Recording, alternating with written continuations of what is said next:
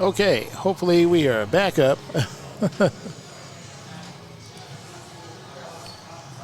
I don't know what happened there. Just had a stream crash. That was unfortunate.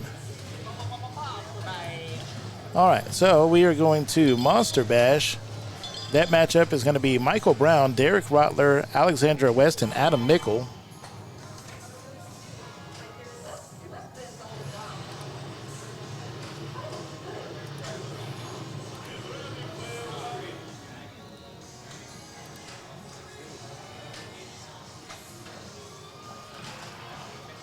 So there we go.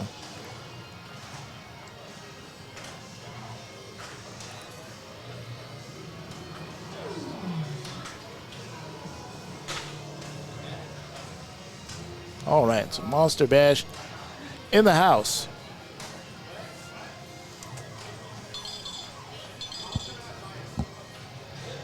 All right. For those of y'all that were here before, sorry about that. Something went belly up on the stream, so it crashed. But I'm back.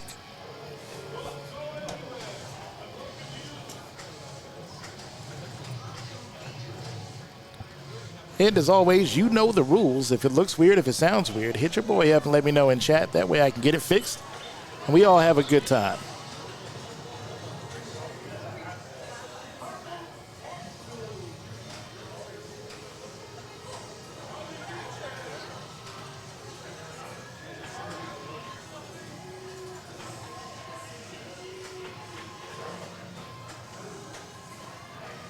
Some good music playing tonight.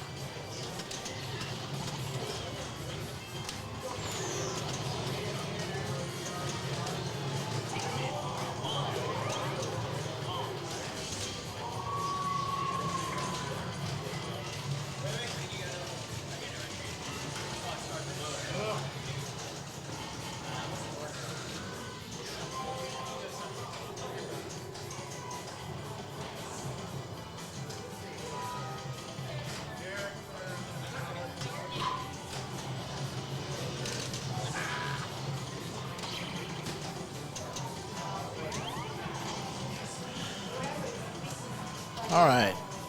Mike Brown was up first. Now it's Derek Rottler's turn. Man, looks like gonna be tough. I don't know if it's gonna be as tough as the Monster Bash that was at the Southwest Pen Masters, but whoo, tough.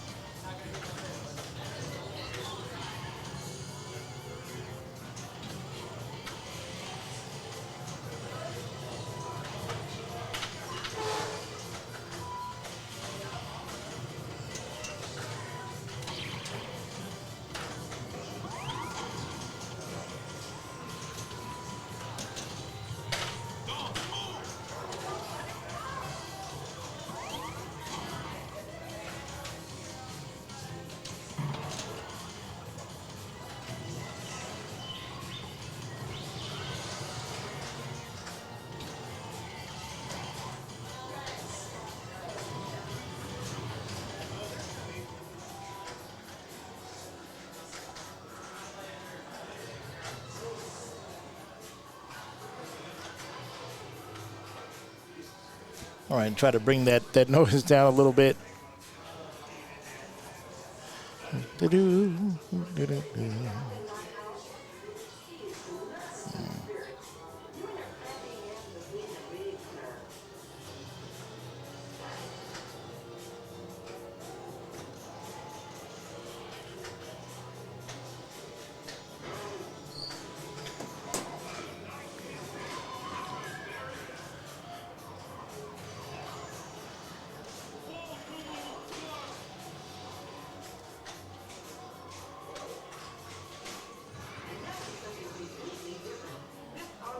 I'll be excited for our new season, which starts July 11th. That'll be the Summer League series. I think it's 6 weeks of Summer League play. You think the player cam is out of sync? I don't particularly think it's out of sync. All of the cameras are the exact same camera, but there's two that the playfield camera and the player cam are on older wireless HDMI transmitters, so they don't work as well as the DMD cam. But those hopefully should be replaced here by the time we start Summer League. That should fix a lot of that issue.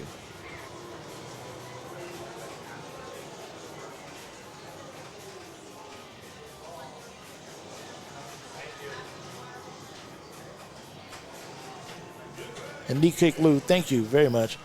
I do always appreciate knowing about issues with the stream, as I'd like to run my stream, make it look and sound as clear as possible, both audio and video wise. So I really appreciate any and all tips.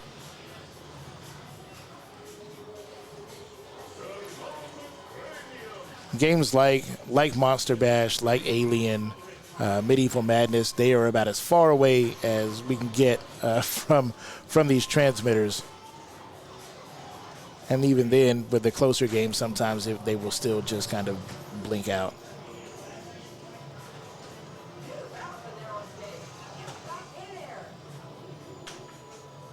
But that's all right, because we're all here for pinball. We can see the play field. We can see the score. We don't need the player.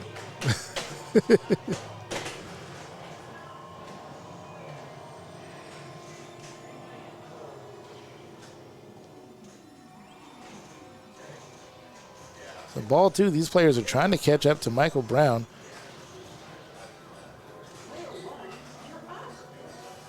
Derek's got, 2 hits on Frank left?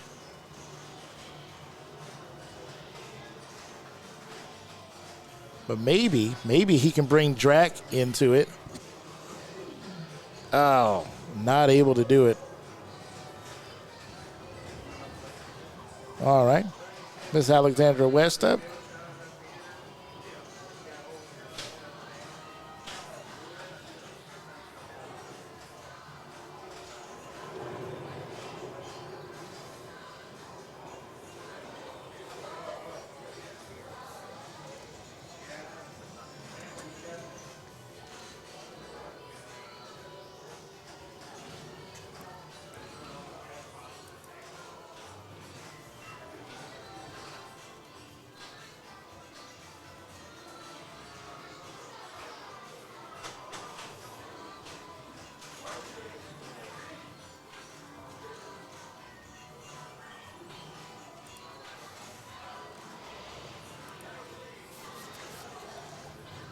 Did any of you guys watch the Pin Masters? Game Tapes is dropping the follow. Hey, thank you very much for that, Game Tapes. Any of you guys see Southwest Pin Masters this weekend? It was playing at a free play arcade in Arlington, Texas. Brought to you by the Dallas-Fort Worth Pinball League. And the prize pool was very generously I don't know how you say it, but it was increased very generously by our friends at Titan Pinball. I believe there was over $4,000 in prize money for that one. And there was some tough competition, but even tougher were the friggin' games. Oh, my goodness. Playing pin golf, all the holes were set to par 3. And it was tough. There was a lot of not happy people there. I was one of those people. You might have saw my face on camera, but, man, I was on the struggle bus the whole time. Like, I think by the end of it, 18 holes, par 3, I had like 160. So it was tough. Hey, Brooklyn Penn, watched quite a bit of it, yeah.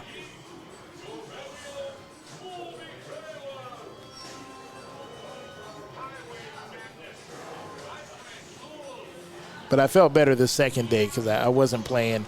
I was just making sure that the booth was operating nice and smooth, and it did. So I was happy for that. So hopefully the production came out well. You guys enjoyed watching it. I really appreciate that.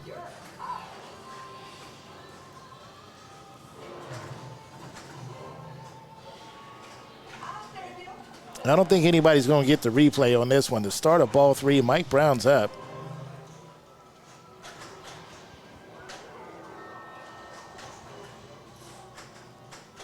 Nice stop there, whether he meant it or not. Hey, good stop, solid. Is there an Iron Maiden at this location? Brooklyn Penn, there is. There's an Iron Maiden Pro in what's called Music Row. So all the music pins are grouped together.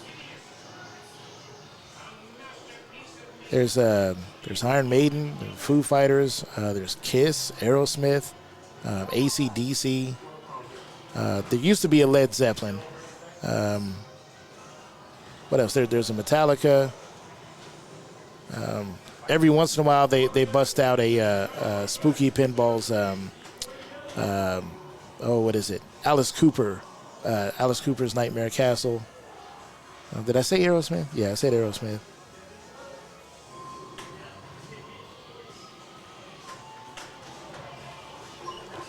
I don't know. If you type match play, you should see the match play and be able to bring up the arenas that are selected. Let's see if I can do that. Arenas. There are 17 arenas. I do not see Iron Maiden. But there is the Alien Limited Edition as an arena. There's a Demolition Man, Elvira House of Horror Limited Edition. What else is pretty cool in here? A Walking Dead Limited Edition is in here.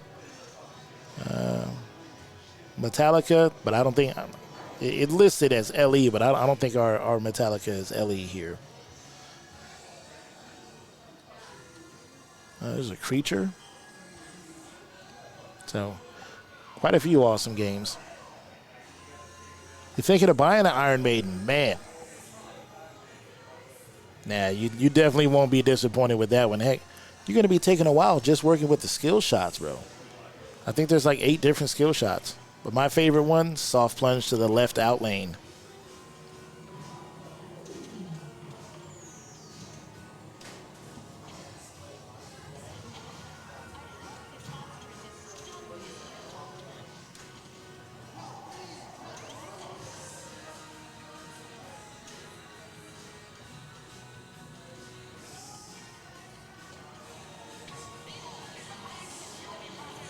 There we go. Backhand and Frank.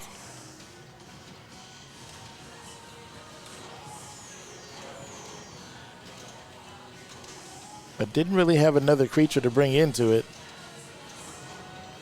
That's okay. Increasing his multiplier is something Derek likes to do. Is he likes to let a few balls drain until the ball save goes out. Because usually if you've got lanes up top in the game, those lanes are used to increase your multipliers. So as the ball auto plunges for you, all it's doing is increasing your multiplier.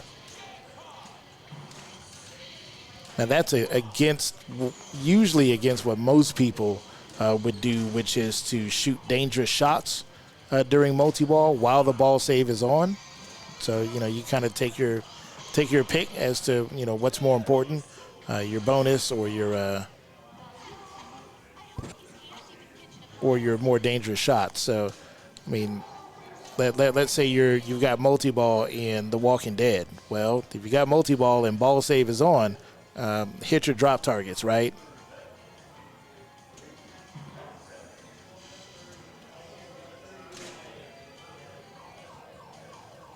But if you've got multi-ball and, say, attack from Mars, get your bonus multiplier.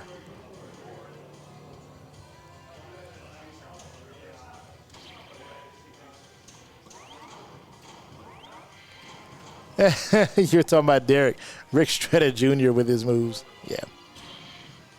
Yeah, Derek is pretty animated when he plays.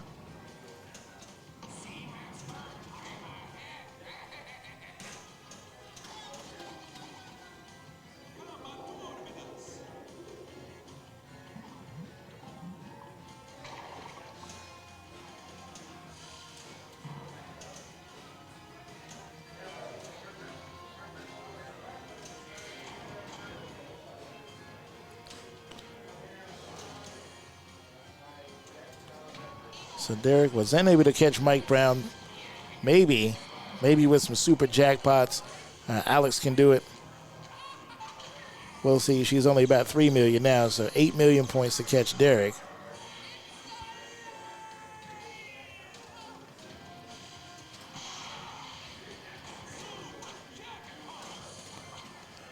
Boom, and first hit was straight to Frank for the super jackpot. That's a good way to start.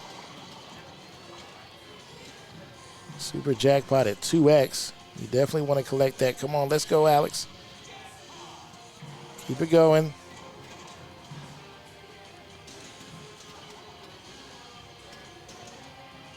Oh, no. Collect something. Hurry. Oh.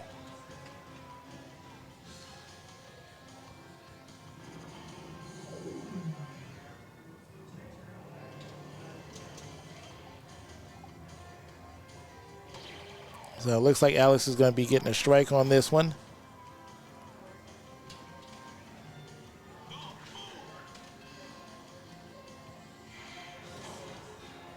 And there we go. You can go ahead and call that one. That one is over. No, this is not Sean's pin. Sean, I think, does have a Monster Bash at home. Yes. But this is not his. Although this one is a gorgeous, gorgeous machine. I think this is a remake.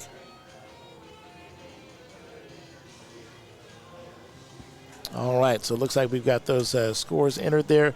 Derek and Alexandra West take a strike.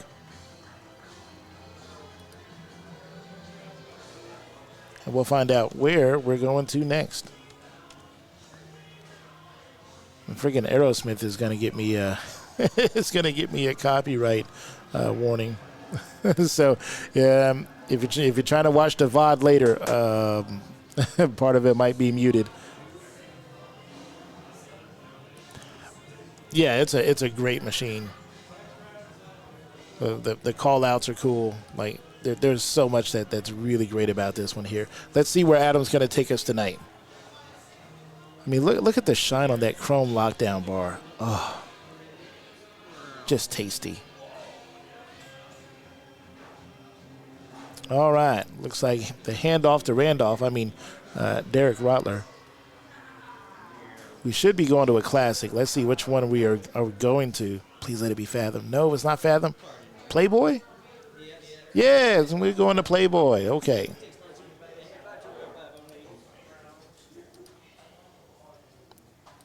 I would love to show you guys how Playboy works, but for some weird reason, being out of town now, my pen tablet doesn't want to work right now. I don't know what it is.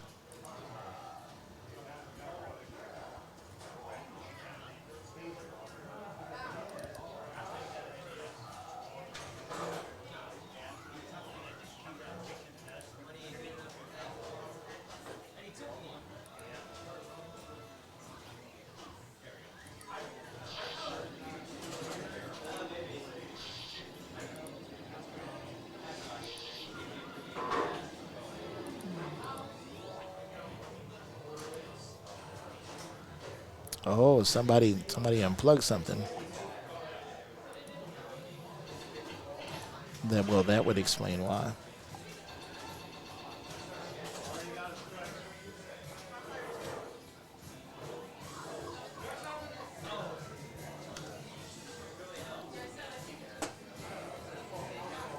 Ah, there we are. We're back in business.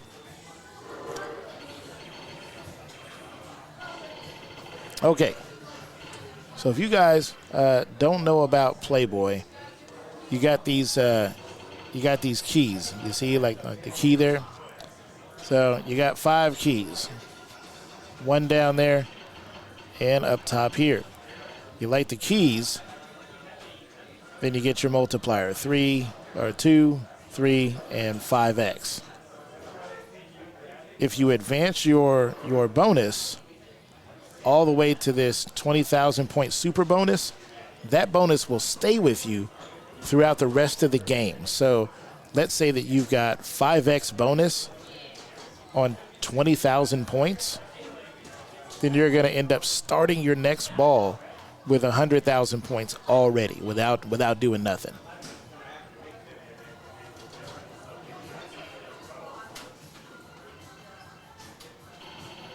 So this is a very bonus-heavy game. Like, bonus matters. Now, you get 25,000 points for ending up in the grotto down here. Now, you would think the simplest way to get to the grotto, right orbit all the way around. No, because usually what happens is the ball kind of jangles around in here, and then it ends up dropping into the pops. Best shot to get to the grotto, right up in there, and then it ends up there in the grotto. The other great thing about the grotto shot is that when it ends up in this saucer that's right down here, it pops the ball back out so that you can complete your lanes. So the grotto shot is really a great do-all shot. You're going to get 25,000 points just for nailing the grotto shot.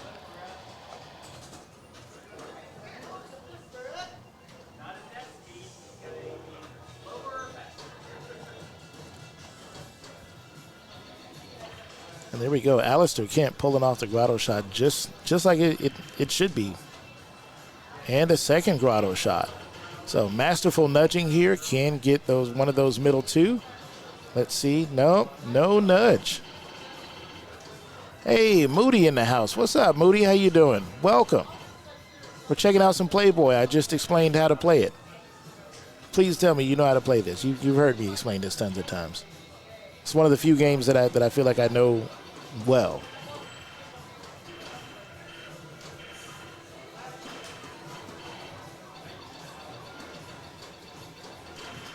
Oh. That out lane was swift. All right. Miss Pierce up.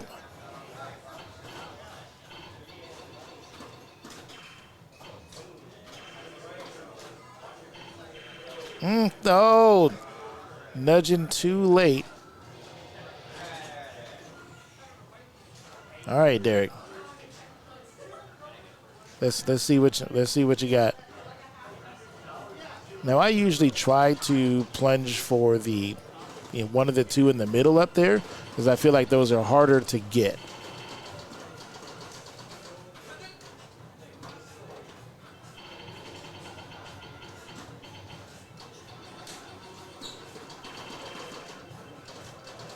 No, don't nudge it out of the. Okay.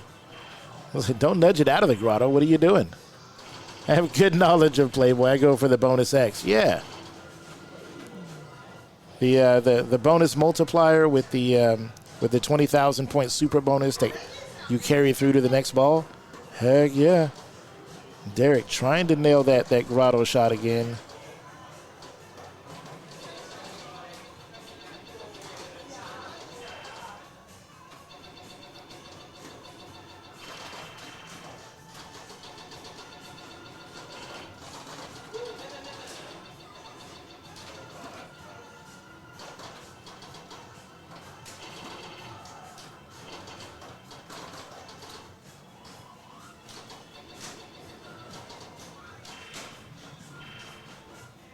So he just needs his middle key. That'll light a multiplier. He tries it there. Really taking a gamble. Oh, and yep, there it is. He tried for it, though. Good effort, Derek. And once again, welcome, everybody. Hi, my name is Tilt. So Stephen Ferrister up to give it a try here on ball 2.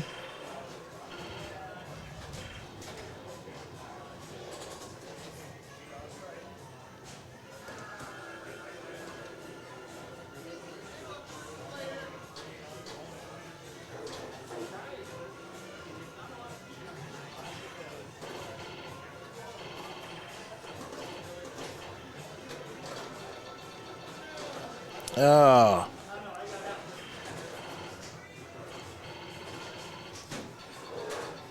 And the horizontal mambo just takes him right over to the left, to the right out lane.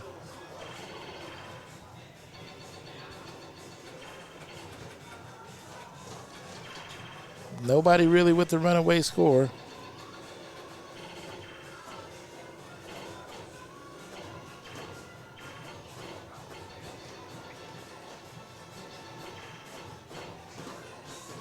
All right, one more up top to go.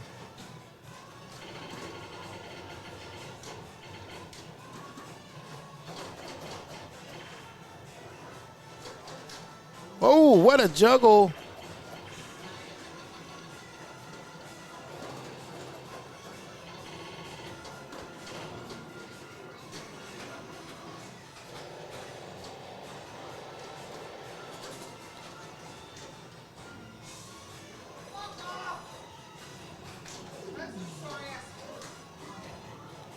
All right, he's got his grotto shot. He's going to have to nudge here if he wants that. Pops it out. Nope, no nudge.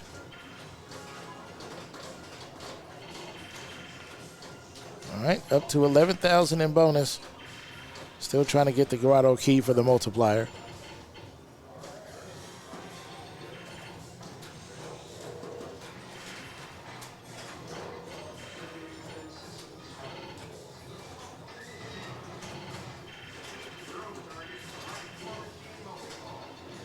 All right, there we go. So he's got his 2x. So 2x by 18, so 36,000 points in bonus.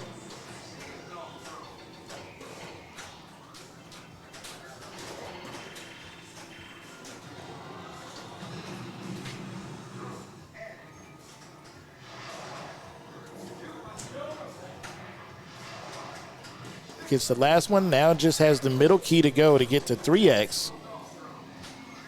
Oh.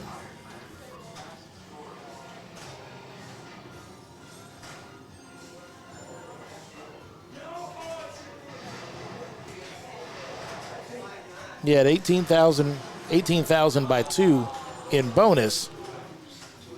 If he'd have stayed alive just a little bit longer, he would have had the super and would have started every game with basically 40,000, or the next ball with 40,000 points in his pocket.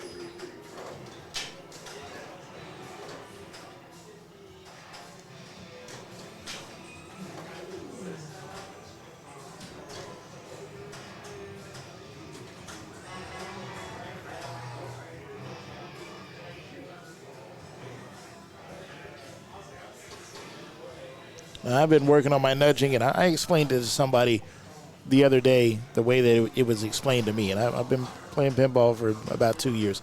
Still horrible at it. I'm not a pinball player. But anyway, what you're trying to do when you're nudging or trying to save a ball, especially from the out lane, this whole entire slingshot here, you should be attempting to move that. If the ball is traveling in this direction, you should be attempting to move this into it. So wherever the ball is going, you're trying to, because the ball is not going to change where it's going on the table, you need to move the table into the path of the ball. Now, if somebody has a different idea on nudging, maybe I got it wrong, let me know. But ever since I started thinking about nudging that way, is using whatever's on the table and put it in the path of the ball, like I've been able to save so many more shots.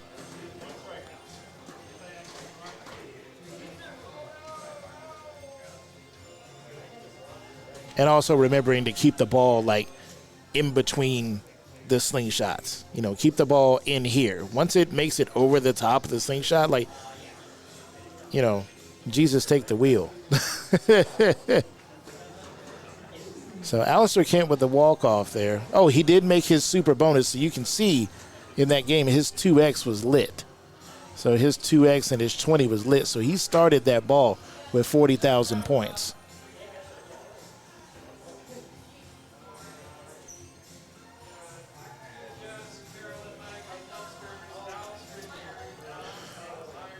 All right, and let's see where we're going to be going.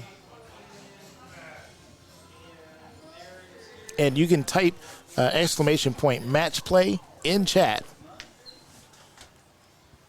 to get the link for match play. And it's also set so it'll pop up automatically every once in a while in chat as well. Now, we should be going to a modern.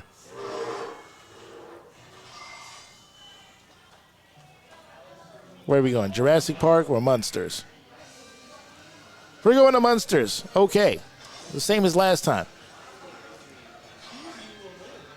All right. Now, last time we saw Munsters at Cactus Jack's League, we all just kind of laughed and giggled like we were 5 years old. Okay? Can we can we try to be big boys and girls tonight? Nah, that's probably not going to happen.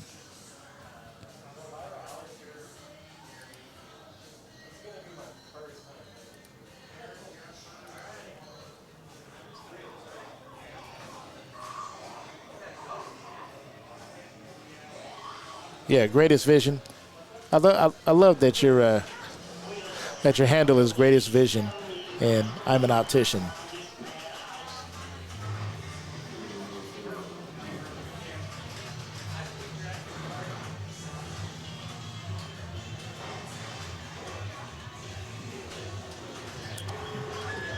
Get a Munster score. Yeah, getting a Munster score is important. But Moody, do you know how we get the Munster score? It's very important and very simple. A lot of people think, oh, well, you know, you can just kind of put it in here, right?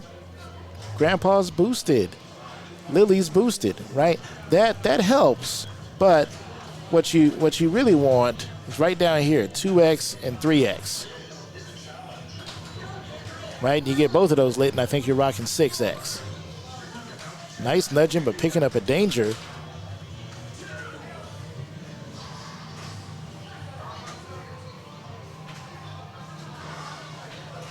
So there's an insert here, right here. It's the kitty. And there's a stand-up target right there. So what you want to do is you want to hit that shot right up in there. The kitty shot. And you just want to keep hitting the kitty.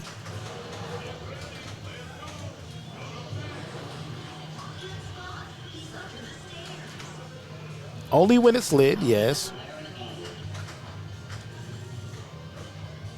Now, to me, if you miss the kitty shot, there's a good chance that you're gonna work Herman, which is always great, or you're gonna hit the scoop. So it's totally worth repeatedly hitting the kitty. I go for the kitty shot all day. Got a 26 million super jackpot by 6X redeem. Heck yeah.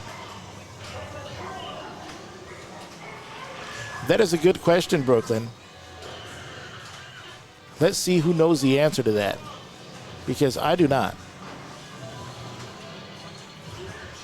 I never really worry about it because I'm busy doing other things on the table, and so I just repeatedly just hit that shot. It's probably the major thing that I focus on the table is just repeatedly hitting that.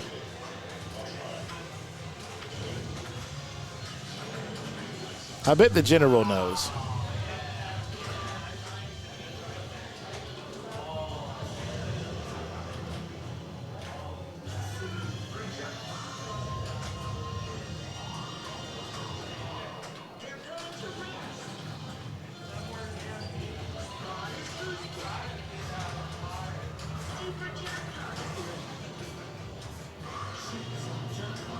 Oh, well, General, I thought you had some profound knowledge.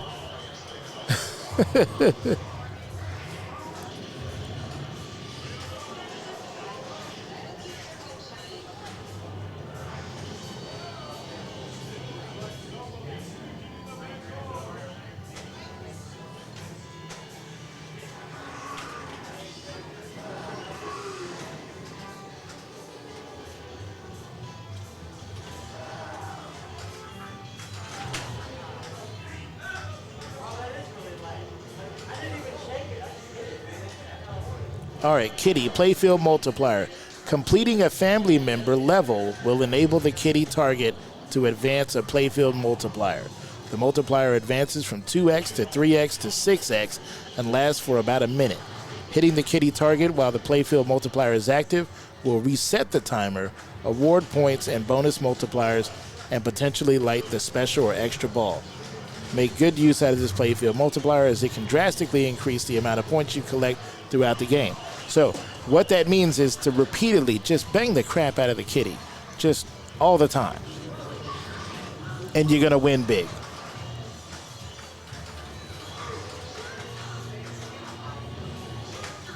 So right now you can see Kitty's lit. So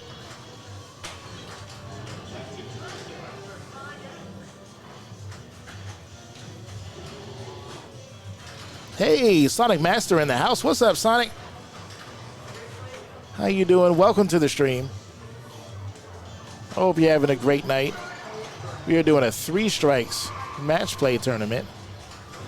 We were doing 4 strikes, but the last couple of weeks we've run overtime and kept the employees here later than they should be. So we've cut it down to 3 strikes.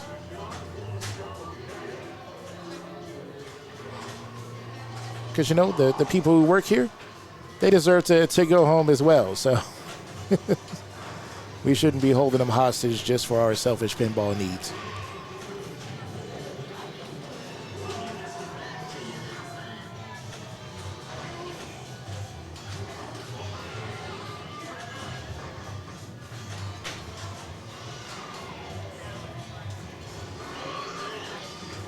So, you know, you can complete like Lily over here. You've got, you know, Herman over here. Other shots here. I don't know the names of all of these shots that will light kitties. So basically, if you're working your shot ladders over and over, you're eventually going to light kitty, and then you just got to remember to tag it so that you can get your multiplier. Hey, Muzz is in the house. Everybody's coming to hang out. Hey, thank you very much for that. I appreciate that.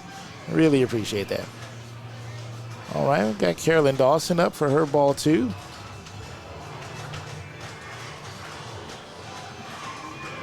Carolyn is the manager at Cactus Jacks, so she's got kitty lit as well.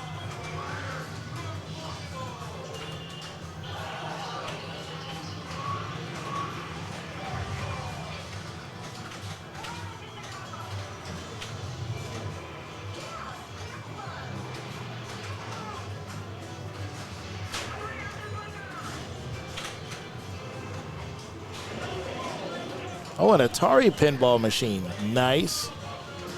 And versus pinball from Nintendo, which is an arcade version of the NES Classic. Very cool. Sonic, as you may know, I was in down in Texas at Free Play Arcade. I saw so many arcade machines that I'd never seen before or hadn't seen in a really long time. It was pretty cool.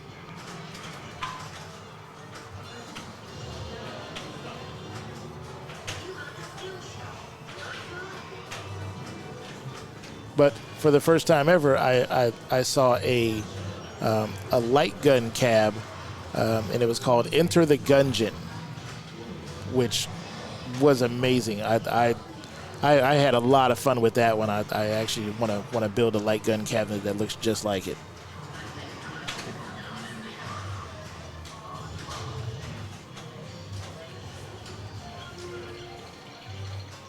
So Mike Linescu's got his multiplier lit as well. Or, well, this multiplier isn't lit, but the shot to light the multiplier is lit.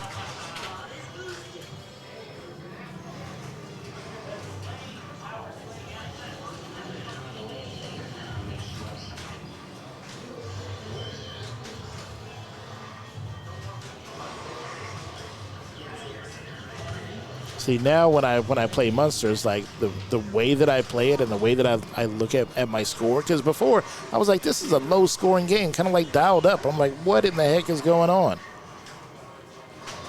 And then I learned about that multiplier. And it just completely changed the game and the way that I play it.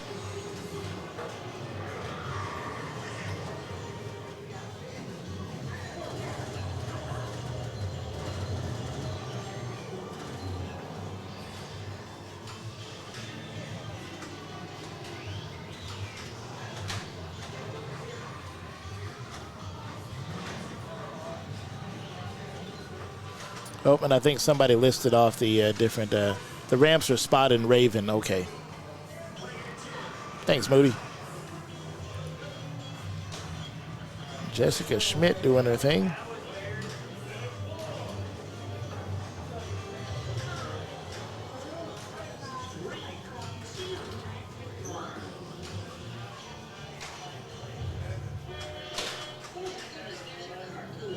Herman Munster.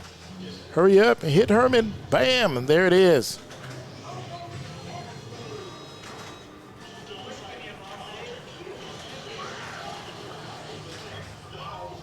Now just hit Herman. Did she just trade one ball for the other? Hit the ball. That was messed up that it didn't give her a multiplier or her multi-ball because of that.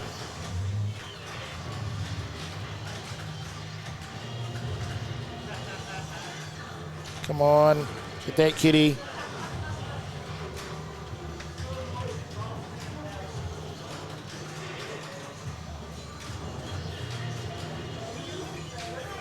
See, 250,000 is like, okay. There we go. Now we got the 2X going on. Also completed Lily. Now you just want to keep hitting that kitty shot so that your multiplier stays lit and you can advance it. Here, kitty, kitty, kitty. Yeah, exactly, right?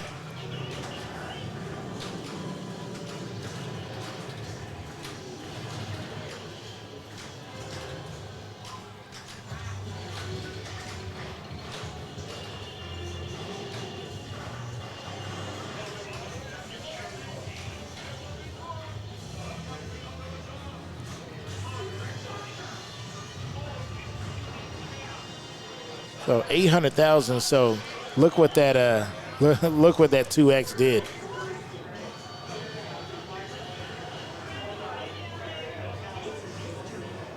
Reminds me of Bad Cats.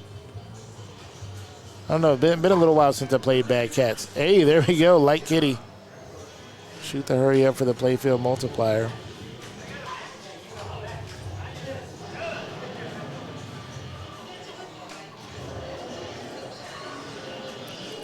Now look at that. 6X running.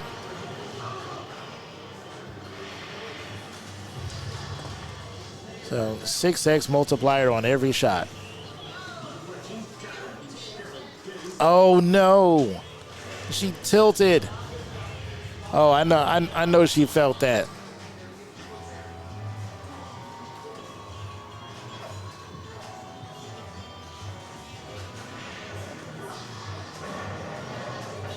Yeah, you're talking about the you can press the lock bar button. You can press the action button to cancel out of those super jackpots.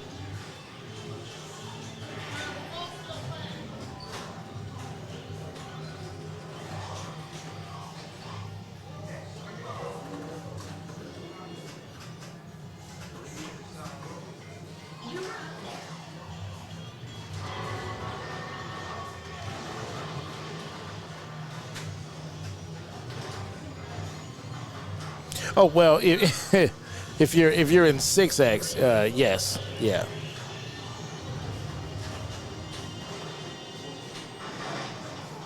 Look at that. That was 400 and some thousand. That was 450,000. So she was in 6X. You know, that'd be what, 3.5 million points or something like that. Pretty close to it.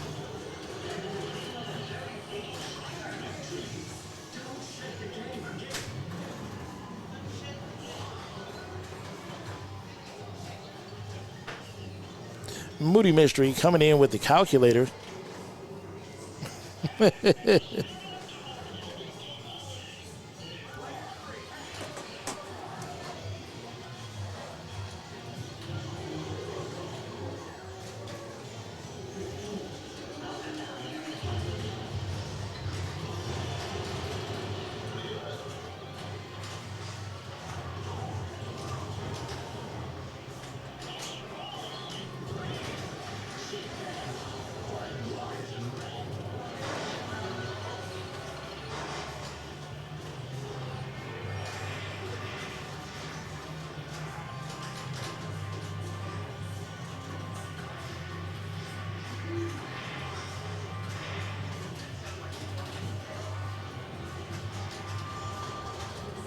Oh, you're talking about the like have 2 super jackpots stacked with 6X.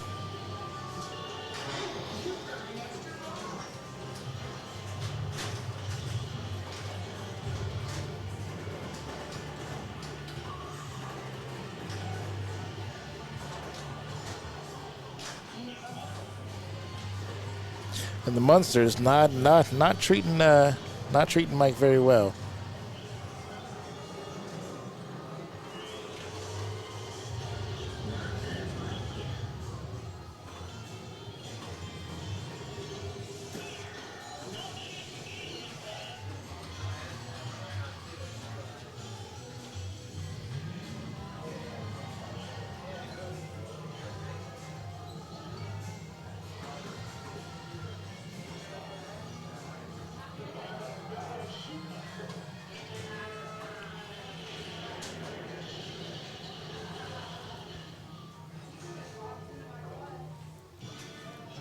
So that one's all done, but I don't think the round is done there.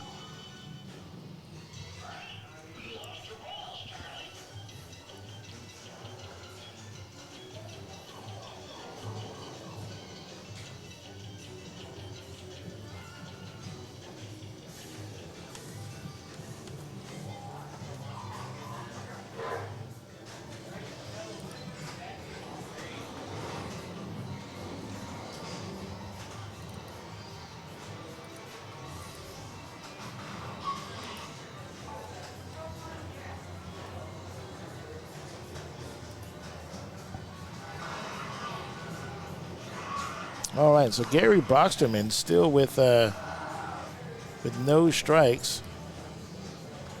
Yeah, it looks like we're going to be on Fathom. All right. So, going to be, here's your group for Fathom: Chad Lauer, Christina Voigt, and Alexandra West. All right, guys, you know what time it is, and you know what I'm going to say. Let's see if there's anybody who agrees with me. Simplest thing in Fathom to do. Hit this little yellow stand up right here. That's going to light your spinner. Then rip the spinner. That's it. That's it. You just beat Fathom. Okay. Hit this, light this, rip this. Now, obviously, if you can do those 3 things while in a multi-ball, that's even better, because then you're just, the machine is just point vomiting all over the place. But let me present it to you this way. Here's a new way to think about it. So let's say, all right, left flipper, and you're gonna get it here to this saucer, right, and trap up, and then you got 3 drop targets to get down, right?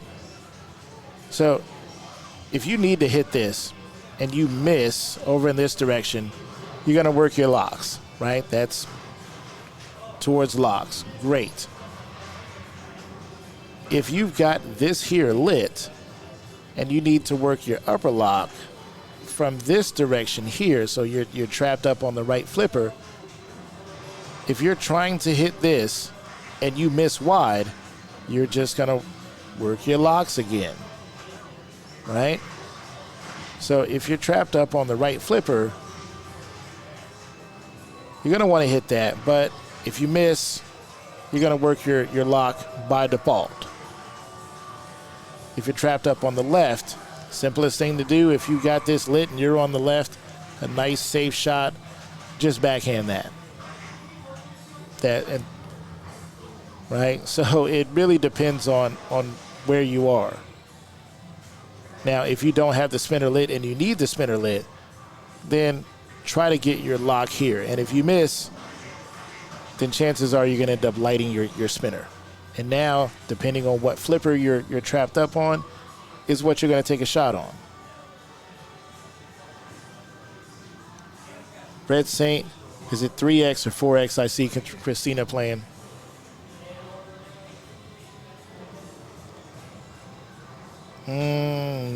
Not sure. It's a 3-strike tournament if that's what you're asking.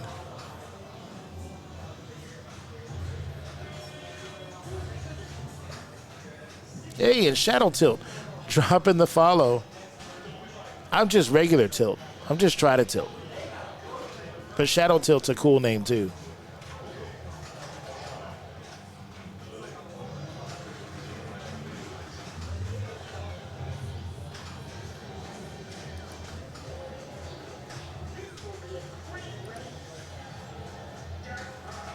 And why is it showing round 2 Fathom?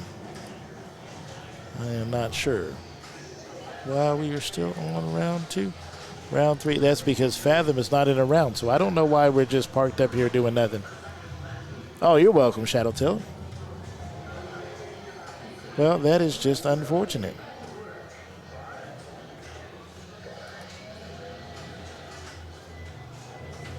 We're just kind of trapped up here on a...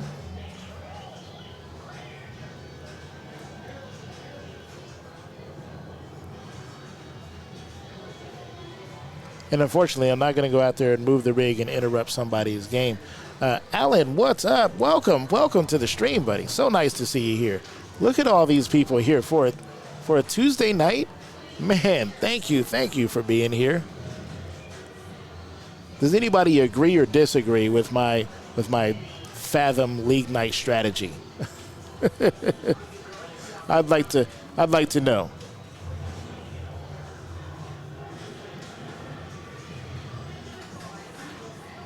Francis dropping the follow. Hey, thank you very much for that.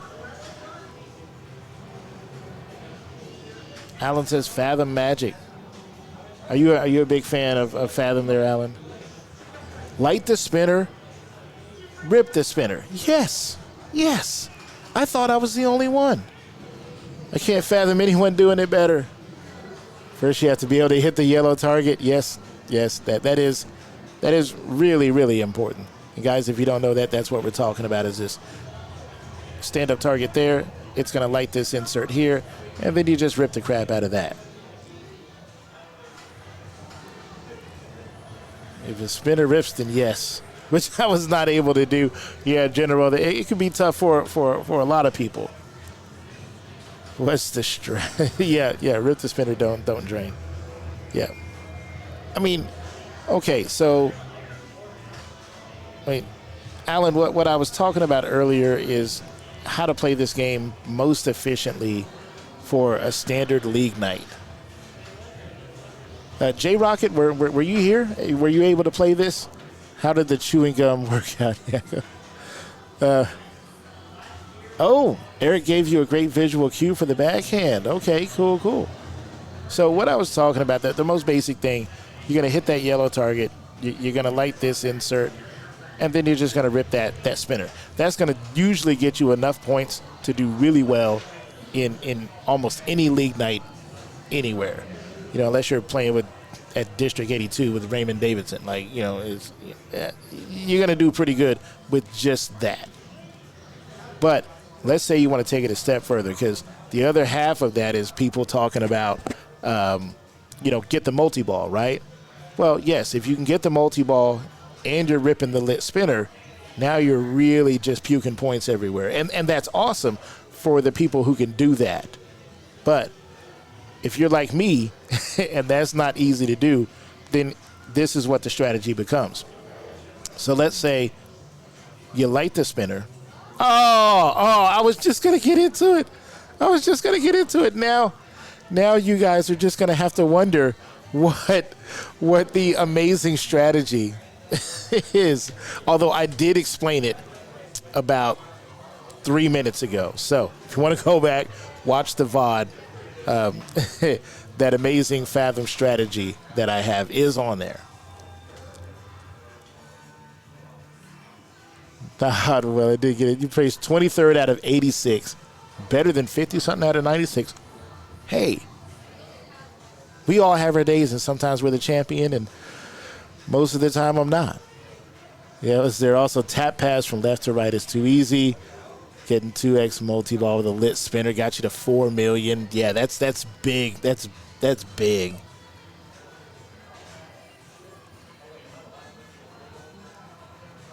$20 whoppers. What?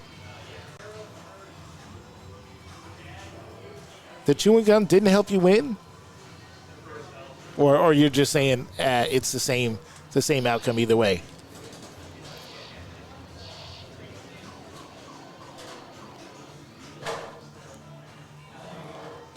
Now, they've forgotten that this is a wide body, so they didn't widen the camera enough for you to be able to see the entire table, because there's some stuff that you'll just kind of miss. Oh, and nudging too late. So over here, there's a little saucer over there. Same thing here, and it just kicks the ball back out when it does that.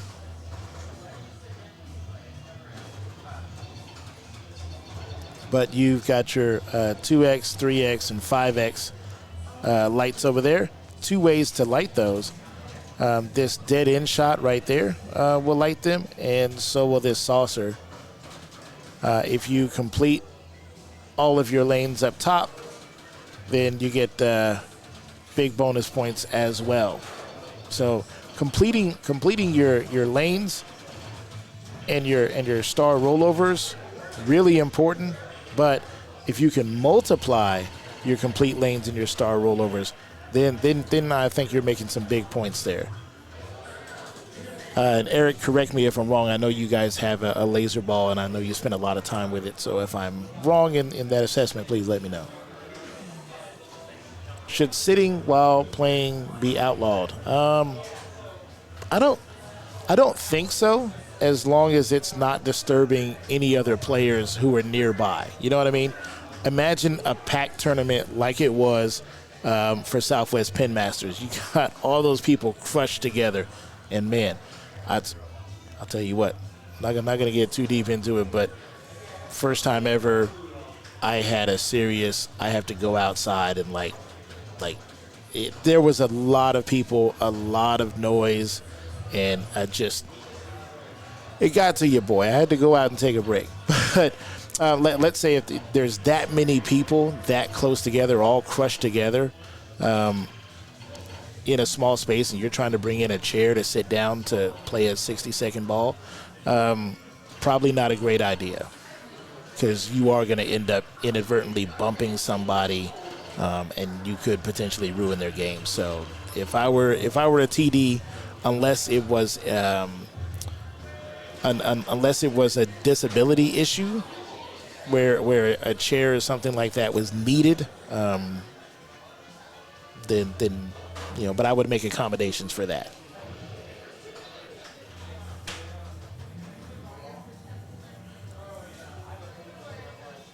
Kick caddy break.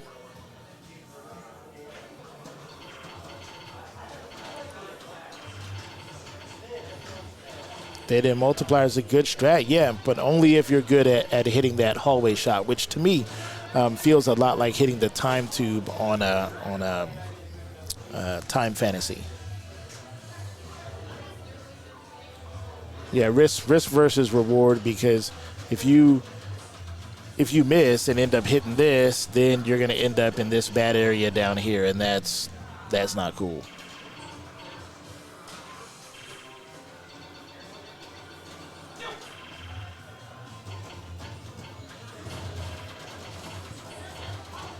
Where a lot of people get into trouble on this machine, it's not necessarily draining down the middle. Like that's usually not where you're going to drain. Usually the issue is once the ball gets over the top of the slingshot, like over here, just, Jesus, take the wheel. Good luck to you. I mean, look at the height of the top of the slingshot versus this rubber post here. So your goal, once again, is to take this slingshot and just move that thing up into the path of the ball. Just move it up and block that ball. Tilted Spider in the house. What's up? Welcome. And that really should be the same for just about any pinball machine, right? Play that defense. Don't let that, if that ball looks like it's going anywhere near the top of the slingshot, nudge that table, block it like friggin' mid to late 90s Dallas Cowboys defense. Like, just block it.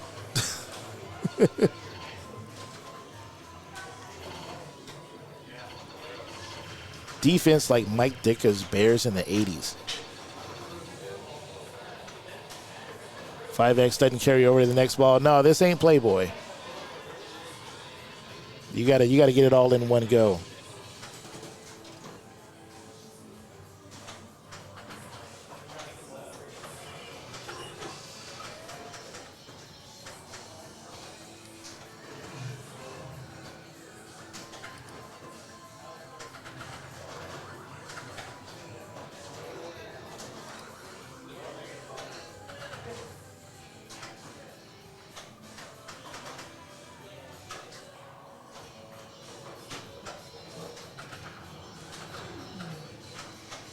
Yeah, Derek beasted that ball.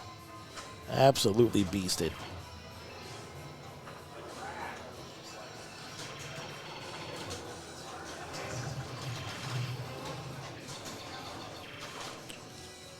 All right.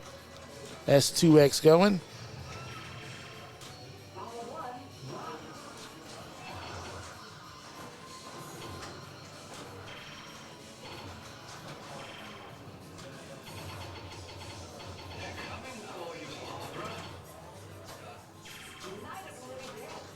Ooh, almost dropped that one. All right. He's got that 3X going.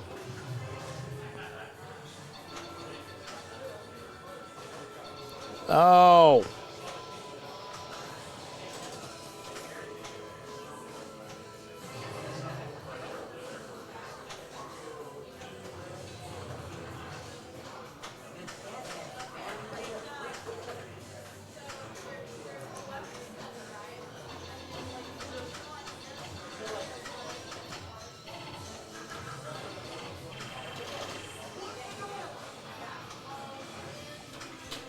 So in a three-person group like this group here, the bottom two are getting a strike.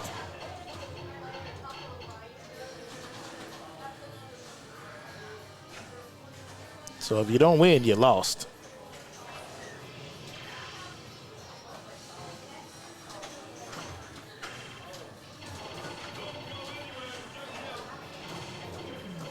Going mean strikes. Well, it's only so that we don't run overtime like we have the last couple of weeks.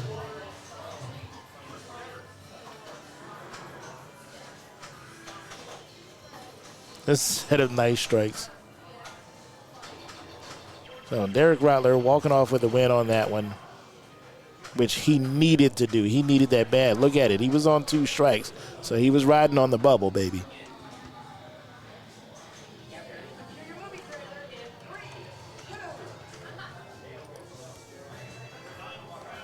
So Gary Brockstrom is still going through it with no strikes.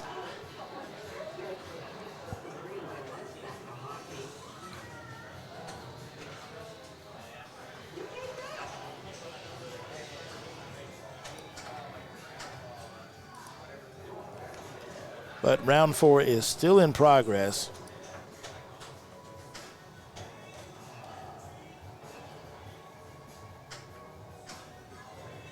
So it looks like Nitro Ground Shaker is still going.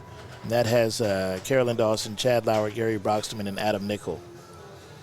So that one could go on for a little while.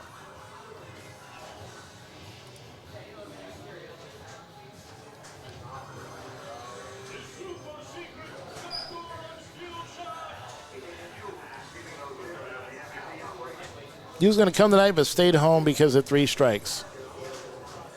I can understand that. I mean, that's that's 3 hours total driving there and back for a 3-strike contest. Yeah.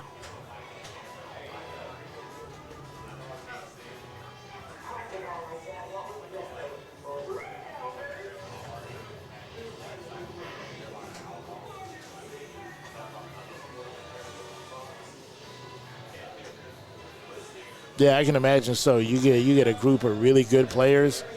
You're going to see some long playing balls. You're going to see rounds take 30 minutes or more.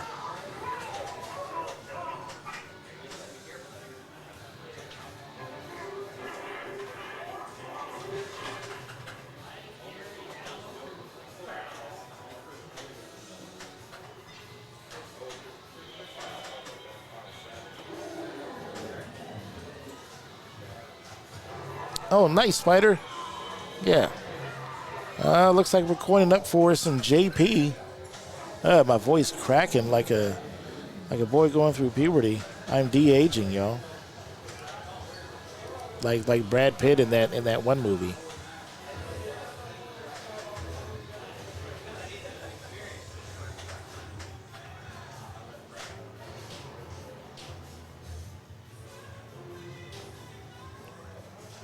So Jurassic Park for round 5.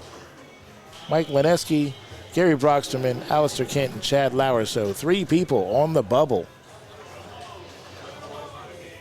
The only one not worried is Gary.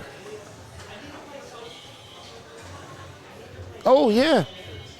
Yeah, it does have insider now. Okay, cool.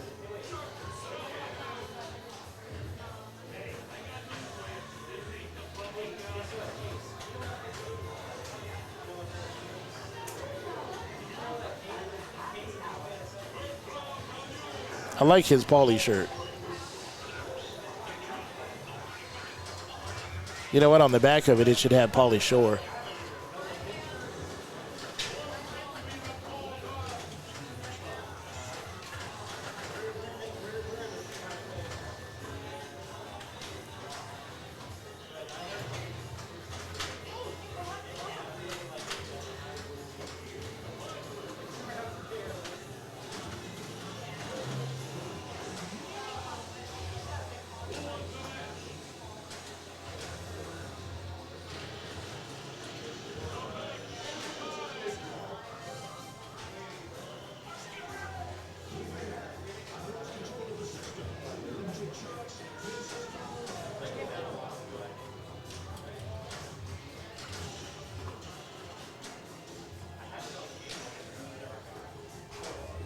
Yeah, I think eventually they want all of their games to be insider connected, at least all of those that can support it.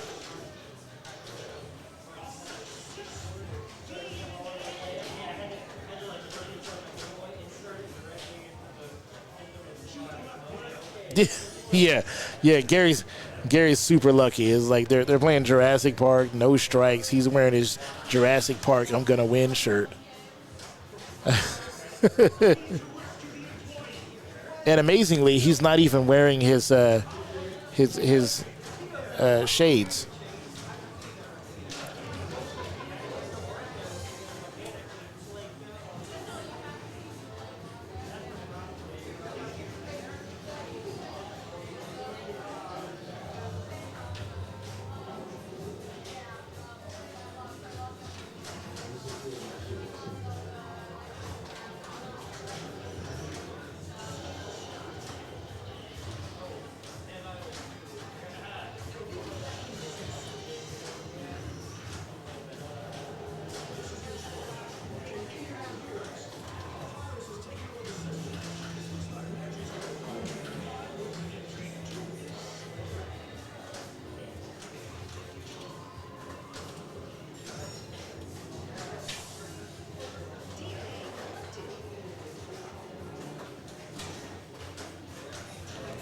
He doesn't got to wear shades. He can see his future clearly.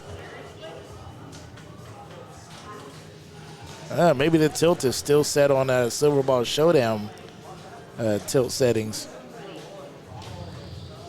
But I always felt that this game's tilt was a little sensitive, even when not on big tournament setup.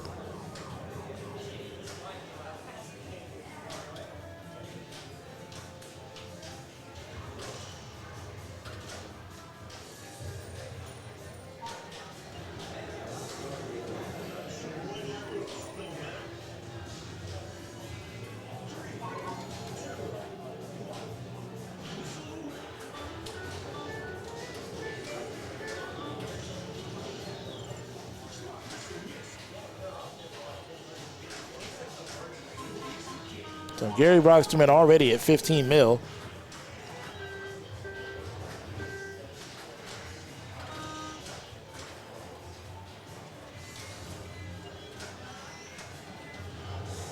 Yeah, the General been going to all the big tournaments. He was at Silver Ball Showdown, and then the very next weekend, he was at Southwest Penn Masters.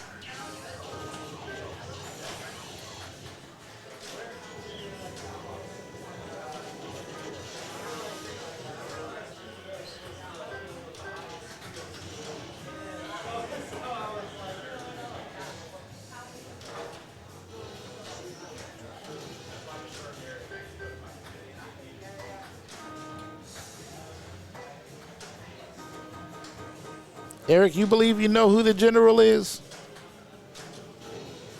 Nobody knows who the General is.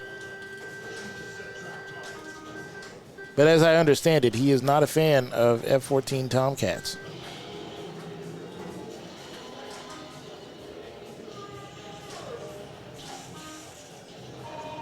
Look at that. He's what does that say? Does that say 32 million? And now he starts his T-Rex multi-ball at 32 million. He starts it.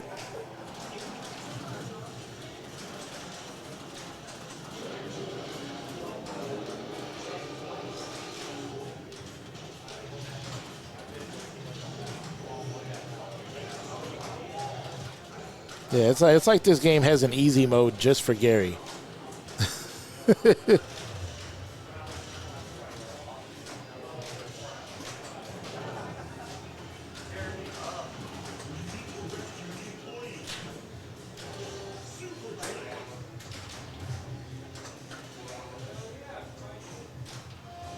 Oh man, so you're not gonna make it to the Tulsa Route 66 Tilt Championships?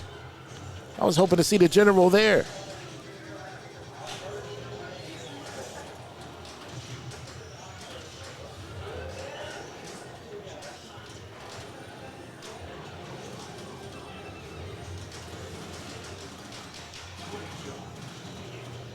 Somebody quick, somebody in chat, donate $500 so that the General can get to Route 66.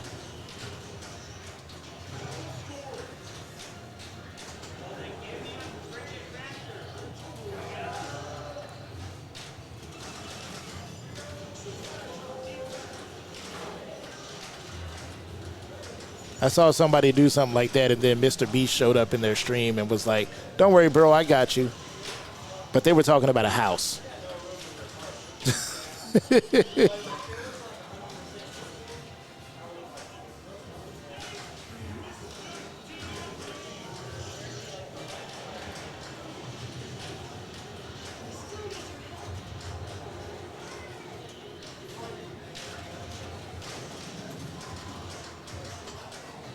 I mean, yeah, J Rocky, you're probably right, but yeah, I mean, he also doesn't have double scoring going on right now.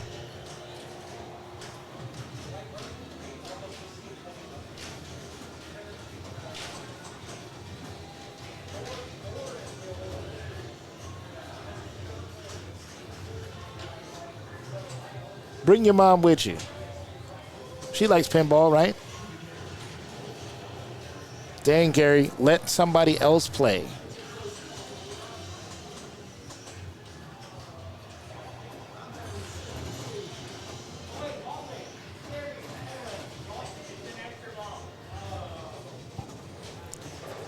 That's a good eye, Alistair. Good eye. Told you JP was good for Gary. Yeah, 271. She won't even watch you play. She says it's not a real sport. Oh, boo, hiss.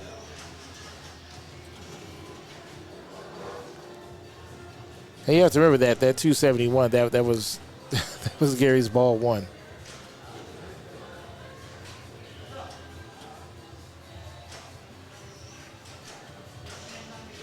And the way that he was nudging, I can tell you he was not putting max effort into it.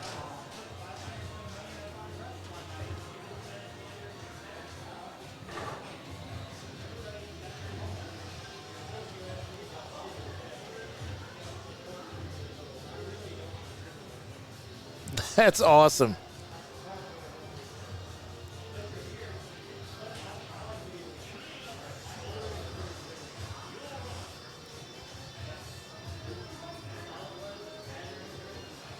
Yeah, Brooklyn Pin's probably right.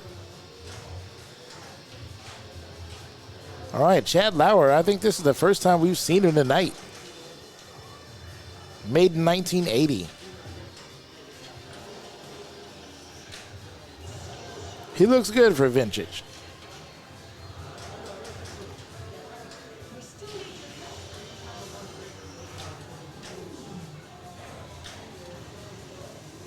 Chad Lauer's on the bubble, so he's looking to do well.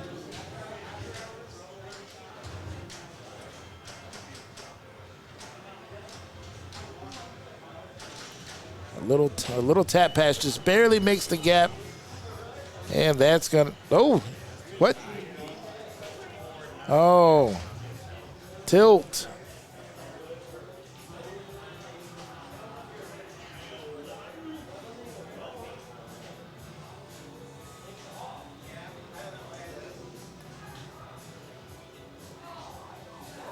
All right, somebody needs to tell Sean about the tilt. Sean, you forgot one. It's still set up for tournament. I mean, anybody who's been here to play knows that Cactus Jack's machines they're pretty much always set up for tournament. I'm trying to think of a machine that's set up for like you can play it for a while. And I can't really think of one. I feel like Alien is not too bad. Scooby-Doo, ooh, tight. But I feel like I can get a lot out of Alien.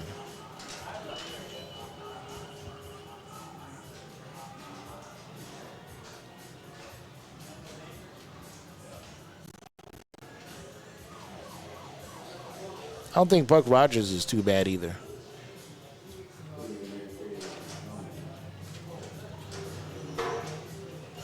The Beatles, I think, is pretty good too.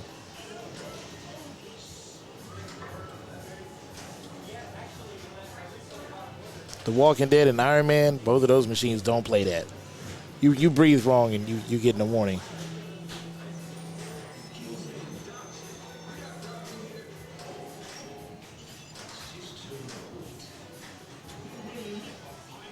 Yeah, last year it was in May.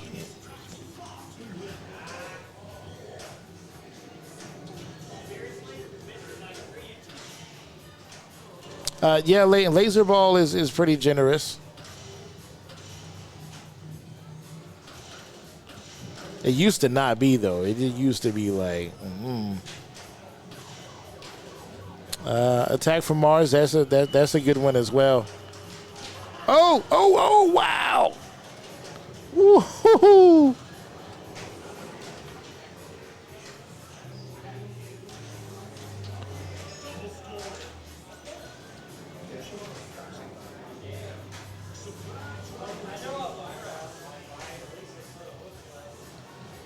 Yeah, General. Then you could just have like a pinball vacation, bro. You can just take vacation for like the whole month. It'll just be like 6 tournaments. You can just travel around in a little mini RV and just just go to pinball tournaments.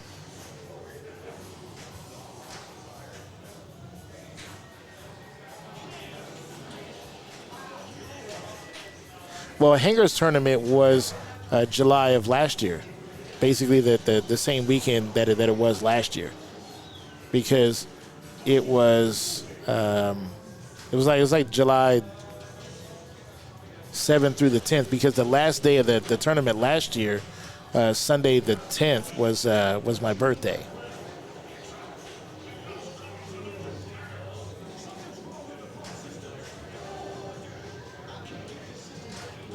CJ's Foo Fighters is pretty. I haven't played that one in a bit. Why aren't we holding all pinball competitions on the classic Orbiter 1? Yo. The RV pinball road trip. I deleted it because you were really getting serious. Oh, man. How much would that cost to travel around the country and just going to all these cool pinball spots? Just like take a whole summer and be like, you know what? I'm gone this summer. I'm gone this summer. I'm just playing pinball.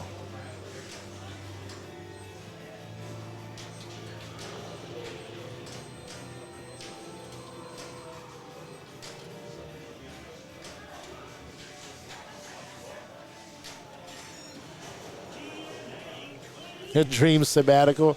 Heck yeah. Can you imagine that? Like, you go to all these cool pinball spots. You could stop by, like, all of these breweries that have pinball machines in there, eat at some fantastic spots, gourmet food trucks, playing pinball. You could go by JJP, go by Stern, go by Spooky, American Pinball, all these cool pinball factories and manufacturers. Wow, and Chad tilting that again.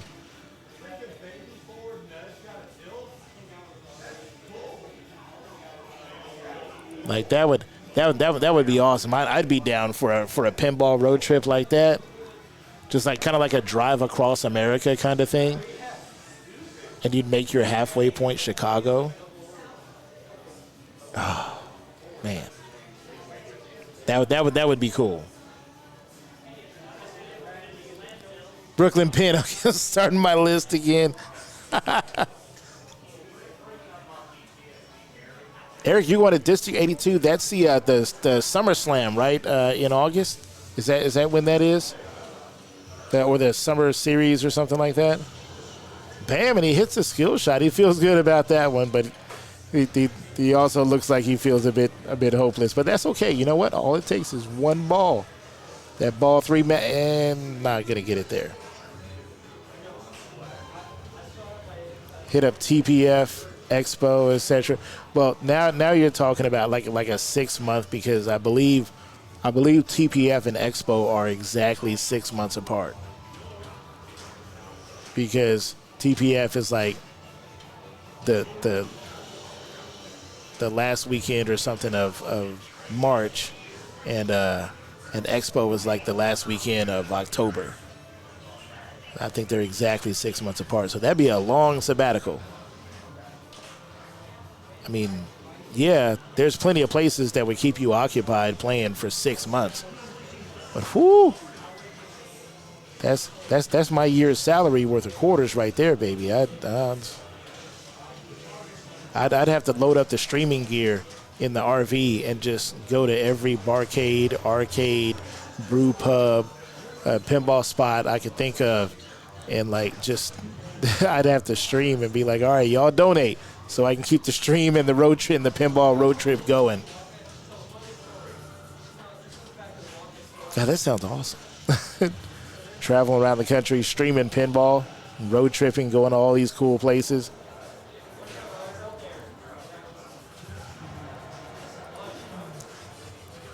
Ooh, that'll take a lot of bits to pay for. Y'all better get on that. If I'm going to go, y'all better get on that. Houston has a pinball expo in November? Really? Score Arcades dropping the subscribe. There we go. That is how we get there. Hey, thank you very much, Score Arcades. See, you're helping the dream. I appreciate that.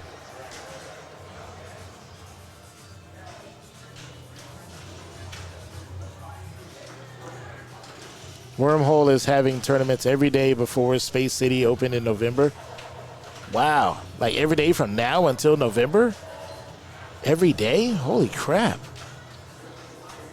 How many Whoppers does one place need?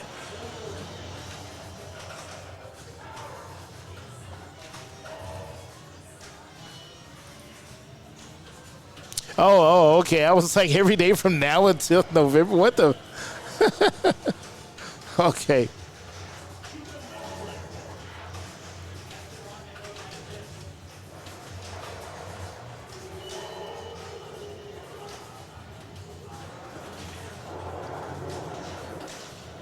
Burger King.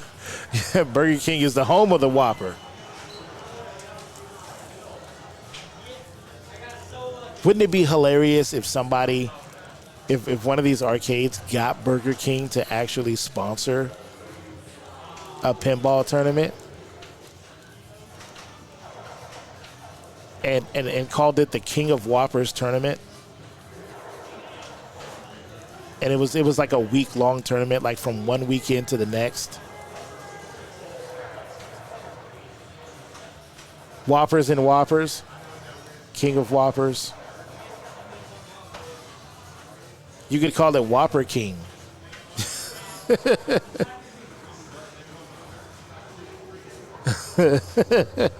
I like the hamburger emote. Nice.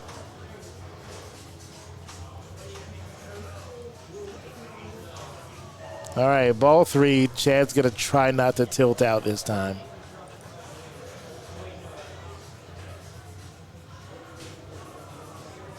Sounds like a Whopportunity. Oh, God. See, last time it was the puns with the kitty, and now it's Whopportunities.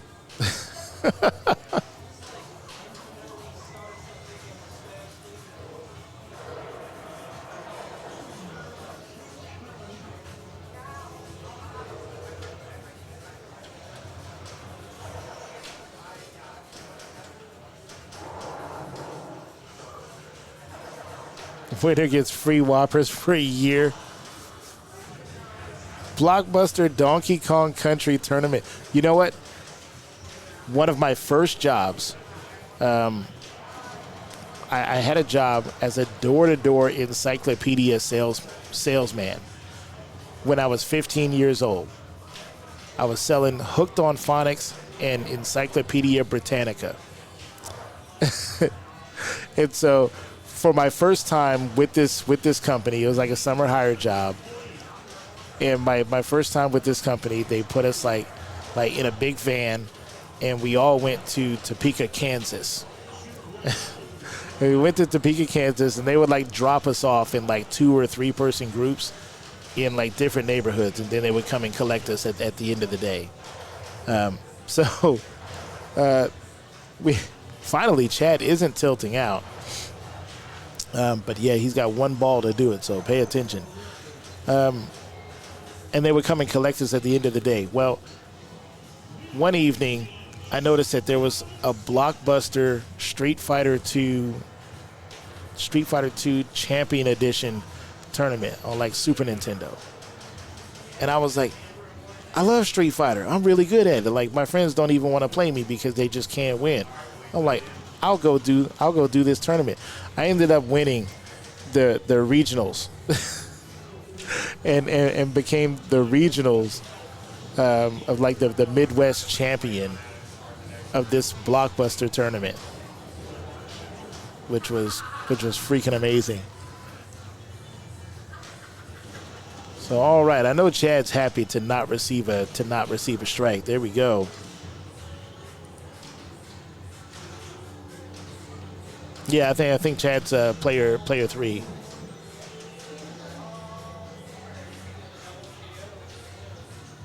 No, he's player 4. Oh, no.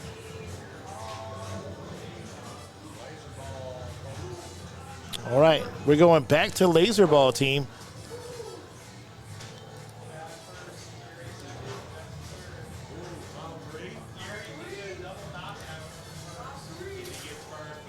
So that still says round 4. He has not updated that. There we go, round 6. Laserball, Chad Lauer, Gary Brockstrom, and Jessica Schmidt.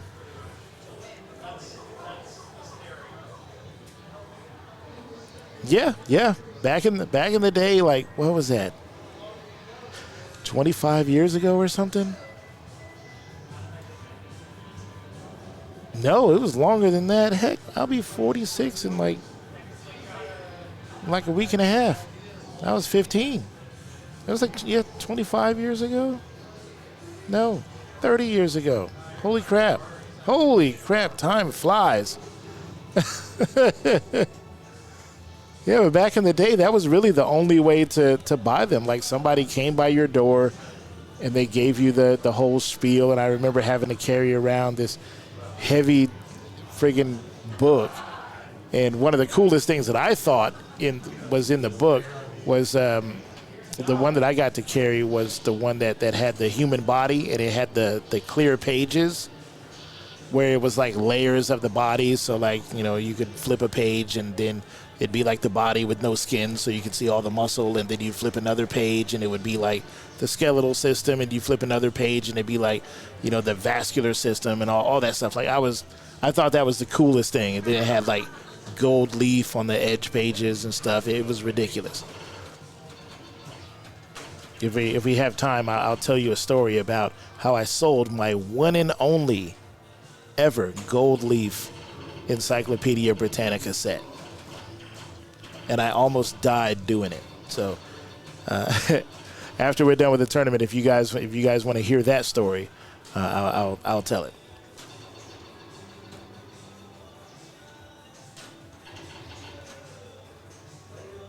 But I will say, the hardest things in life, if you really want it, you'll do what it takes to get it. And I really, really wanted to sell that encyclopedia.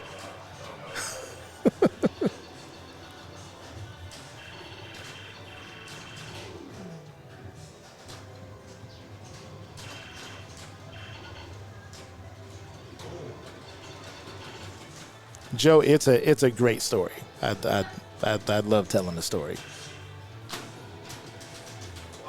Oh no, he tilted again.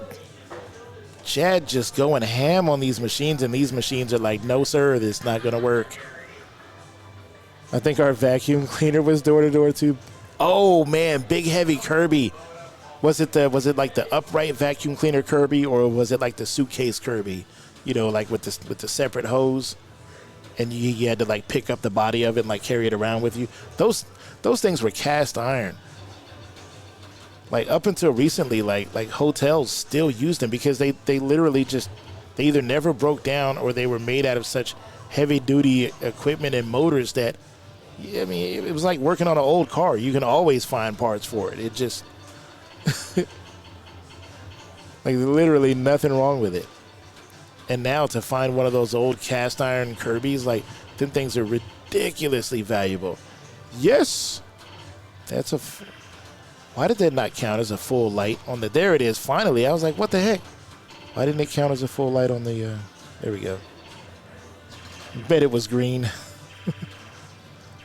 all the Kirby's that I remember, the cast iron Kirby's from my childhood, like the one my grandma used to have.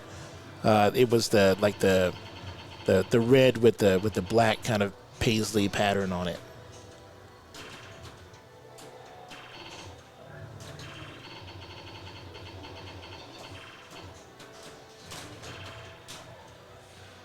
Oh, look at that.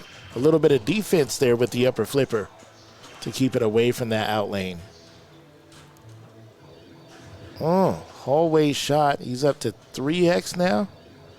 Now up to 5x.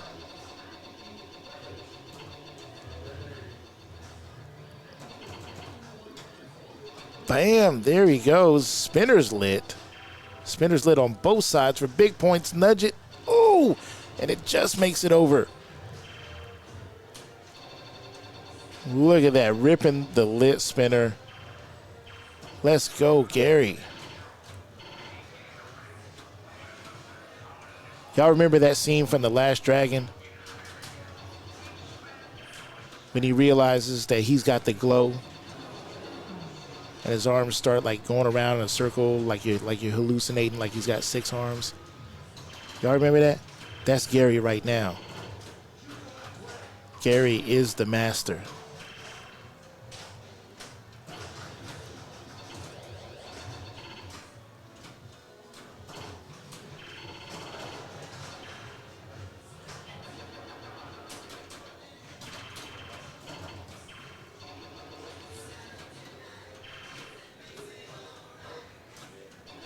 Your Kirby was green.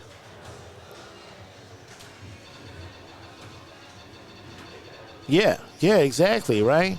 Like there was a TV repairman, there was the refrigerator and oven, the major appliance repairman. Heck, if you had a radio, you took it to the repairman if it didn't work. Like, you took it to somebody who knew how to work on the stuff. You just didn't you didn't throw it away. But also stuff was, I say, built to last. It wasn't stuff that's built out of such cheap parts and such, sensitive small microelectronics that, if you just drop it on the ground one time, now your headphones are trash. I paid $500 for those. Well, throw them in the trash. Yeah, they want you to buy new stuff.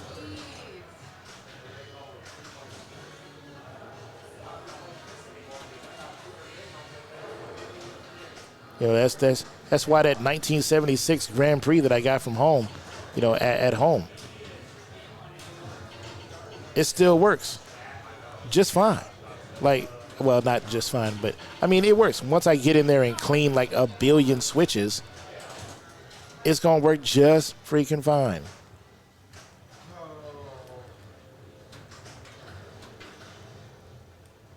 But I've seen some of these newer games just get handicapped, just because, somebody, I don't know. You drag it across the floor and like 5 things come unsoldered.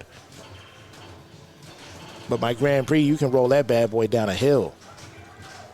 It'd be like, that's all you got? I'm Grand Prix, baby. You can't destroy me.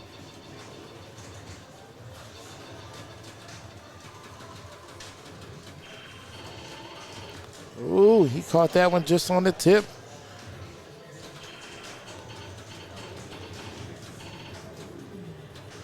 Yeah, batteries. I heard there was a YouTube channel talking about like a whole battery conspiracy thing with the phones, where like not only did they like gimp the software to be like you can't even update the software past a certain point, right? Like Apple was doing that, and then Samsung got in on it like, oh, you can't update to the new 9.2 software if you have, an Apple, iPhone 6 or older. It just won't update to the new software. That's some bull. But they was also programming the batteries themselves had microchips that was like, once you get to like 2 years, nope, it'll stop holding the charge.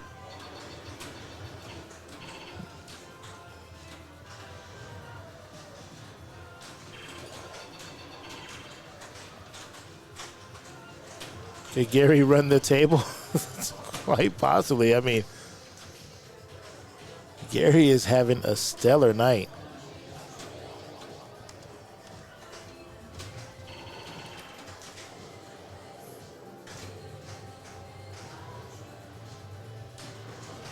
I mean, Chad Lauer and Jessica Schmidt are on the bubble.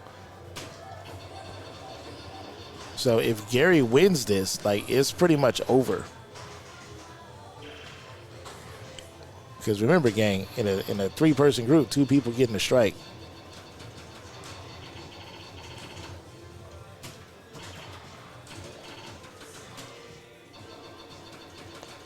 So Chad's got 5x multiplier and his spinner's lit. Boom. And a full set.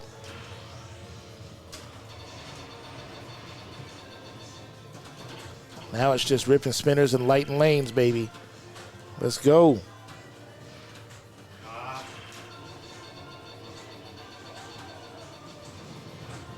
Well, if Gary wins this, right, Chad and Jessica are out.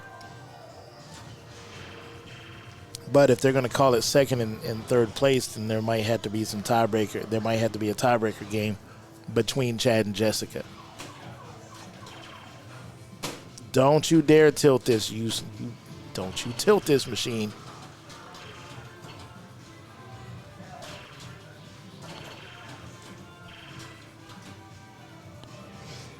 Don't you tilt this machine.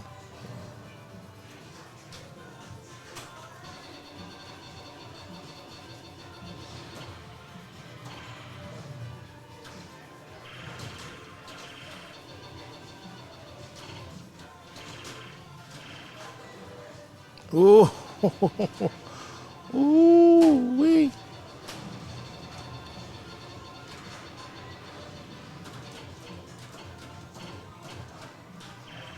One more lane again. One more lane again to get another full rack. Bam, and he gets it.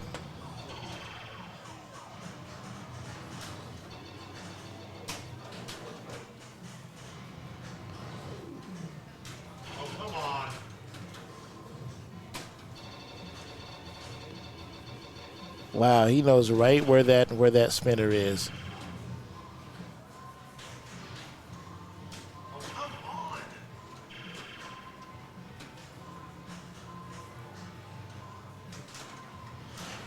Ooh.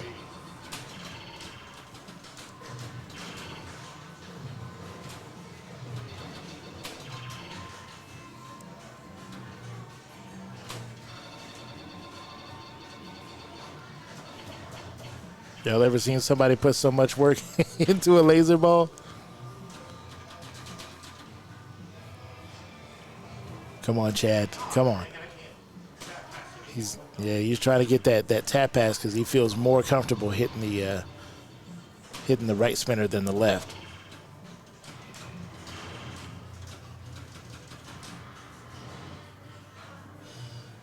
Plus, there's an escape route. If you only get half an orbit out of that right spinner, you can deflect with the upper right flipper as opposed to going left. So for those of y'all that were wondering why the difference, yeah, that's mainly it, is you can deflect and you have more defense over on the right side.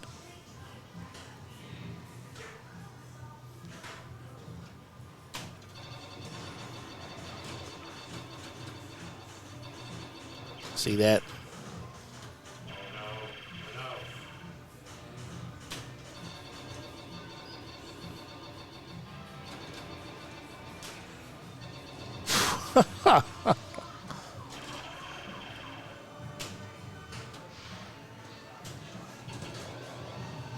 It could be that as well.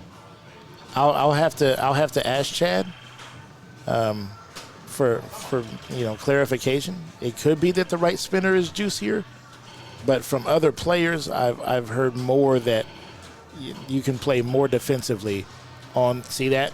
You can play more defensively over on the right side of the machine. Oh, and finally done, but let's watch it spool up, baby. Wow.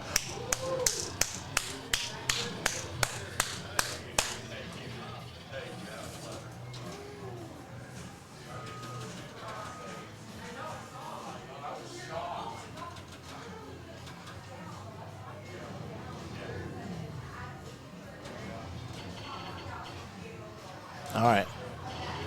So Gary Broxterman had a big enough ball there, ball one.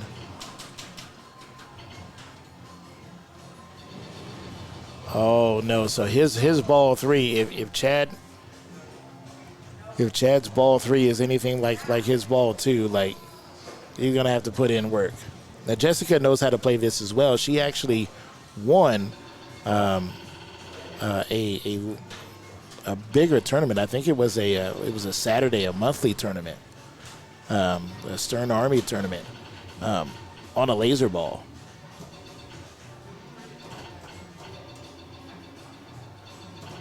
So she knows how to play this as well.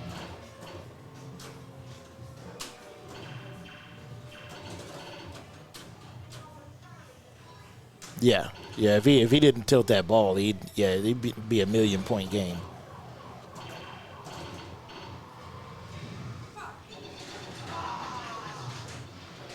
And this stream is rated M for mature.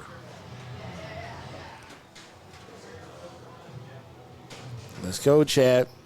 Don't worry about us. You worry about you. Play your game, Chad. Let's go. Because he needs to gap Gary by a lot.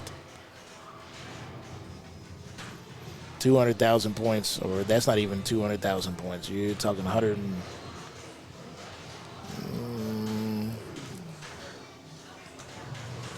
You're talking about 160 points or so. That's not a big enough gap. So he's going to have to hope that that's going to carry him through. Tell Chad BMU says hi. I will. I'll let him know.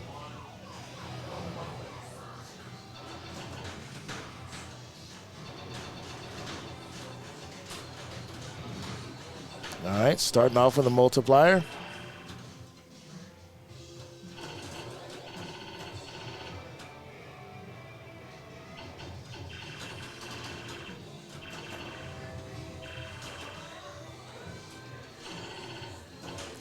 Gary trying to get that saucer there.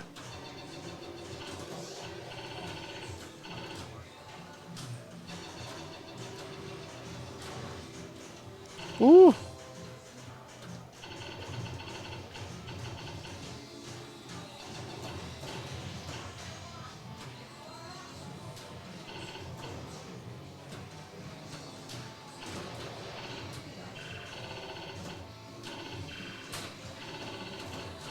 Wow, quick hands. I thought that was a goner.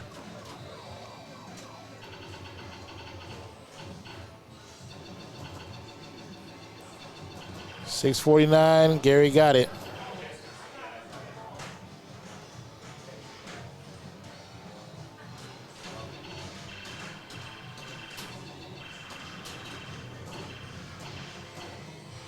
But Jessica's had some big ones on this as well.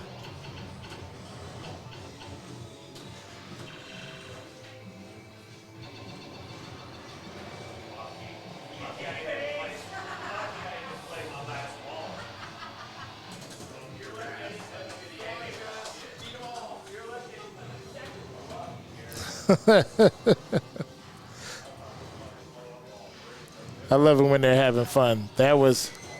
I see how you are. Clap for Chad, and that's it. What? I see how you are. Hey, it's because it's because I knew you were gonna win.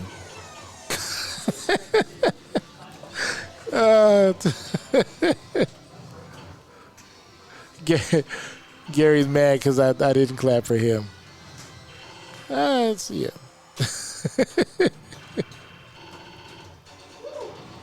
You know what, Gary? It's because Chad doesn't complain about the lights on the rig, okay?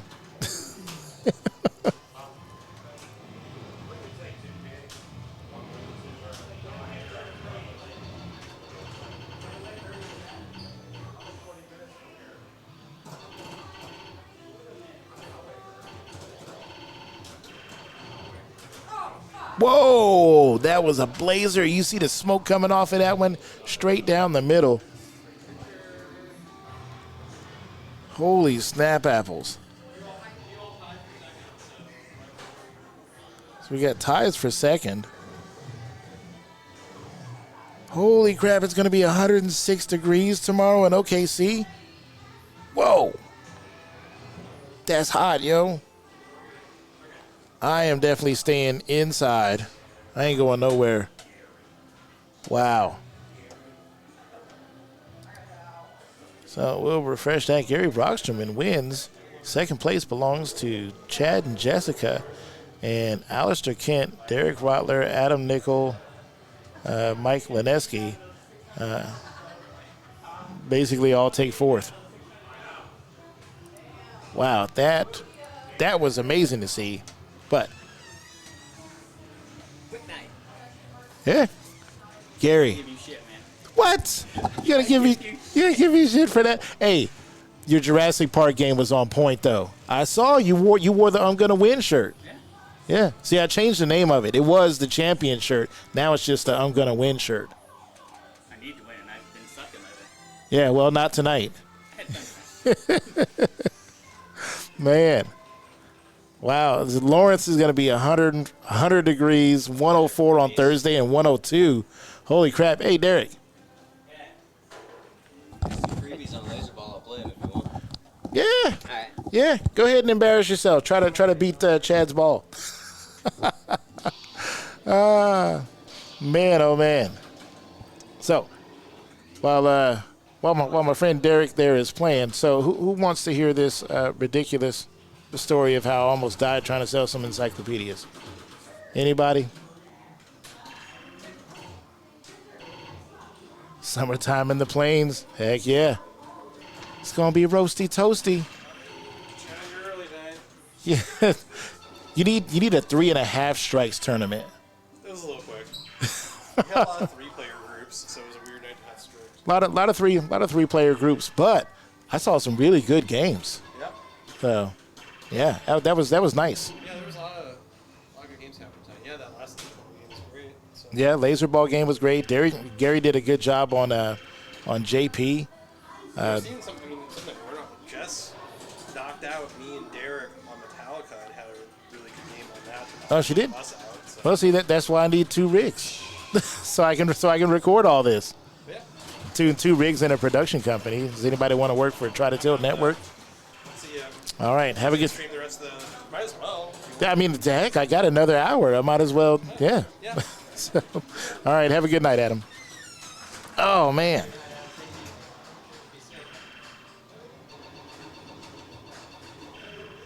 Send me an email. You want to drop me a note? Absolutely, I will. I will.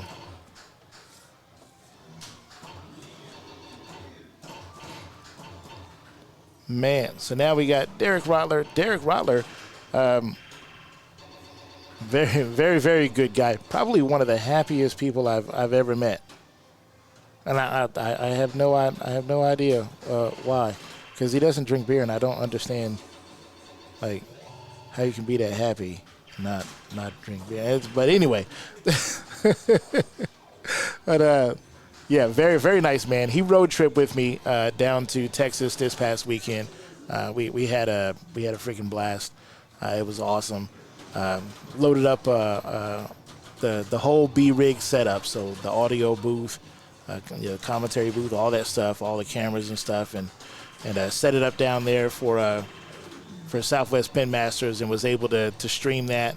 It was utter craziness. So I'm also super thankful that Wormhole Pinball was able to come through and answer some questions and help me with the audio in the booth, because when I got there and they started turning on machines, it was so loud. I was like, we might as well just pack it up and go home. But thankfully, Wormhole Pinball. Oh, he caught an insert there. Did y'all see that? But they helped us out, and it blocked some noise. We were able to get audio settings that I think hopefully worked well. I haven't watched any of it back yet. But it seemed like lots of people enjoyed the broadcast. And it was nice to see Texas players in the booth, and even some of those Nebraska players. Victor Garcia, I'm looking at you. Did a great job in the booth. I know he had a good time. So BMU doesn't drink beer either. Oh man, who am I gonna be friends with? Who's gonna go on my road trip to all the beercades and breweries? We're gonna have to go to only kombucha breweries.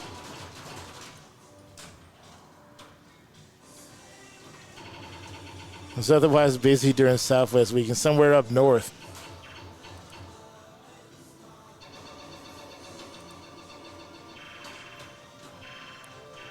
Well, just because you don't drink beer doesn't mean you're no fun. Oh, he is dancing. What is going on? What kind of... Y'all see this? I don't know what's going on and what he's doing. I've been enthralled by the dance.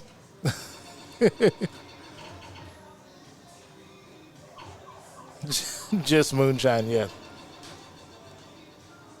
I had an apple pie moonshine about a year ago, and it was delicious.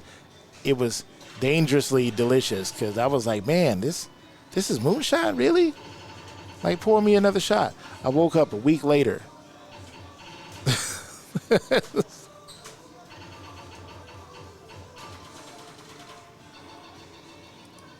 But anyway, so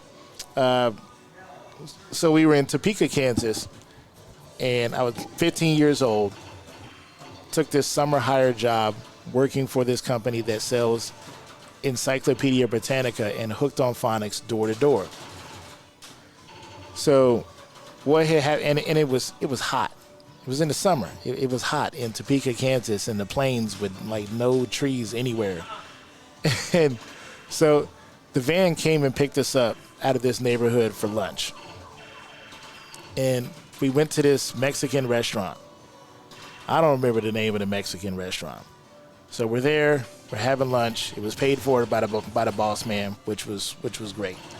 Because I didn't have any money. I was 15 years old. It was like one of my first jobs, whatever. I hadn't made any money at all. I didn't know what commissioned work was. I was just like, I'm just supposed to go here, walk around the neighborhood, knock on people's doors and try to sell them these books. And if I do a good job, I'll get paid. Anyway.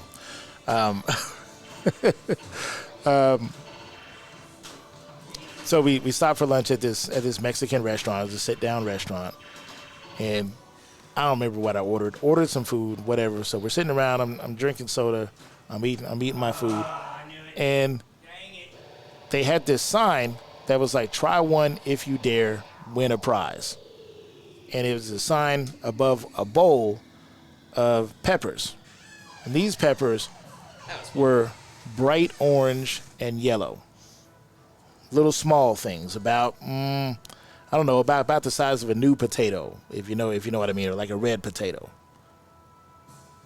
And I was like, what's the prize? And he's like, oh, if you eat one and don't drink any water for like 10 minutes, your meal is free. So I was like,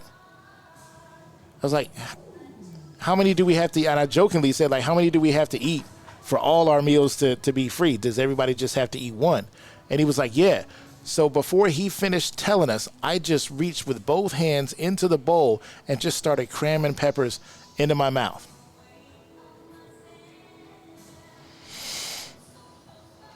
I'd never had what's called a Tijo pepper, which is a level above a habanero.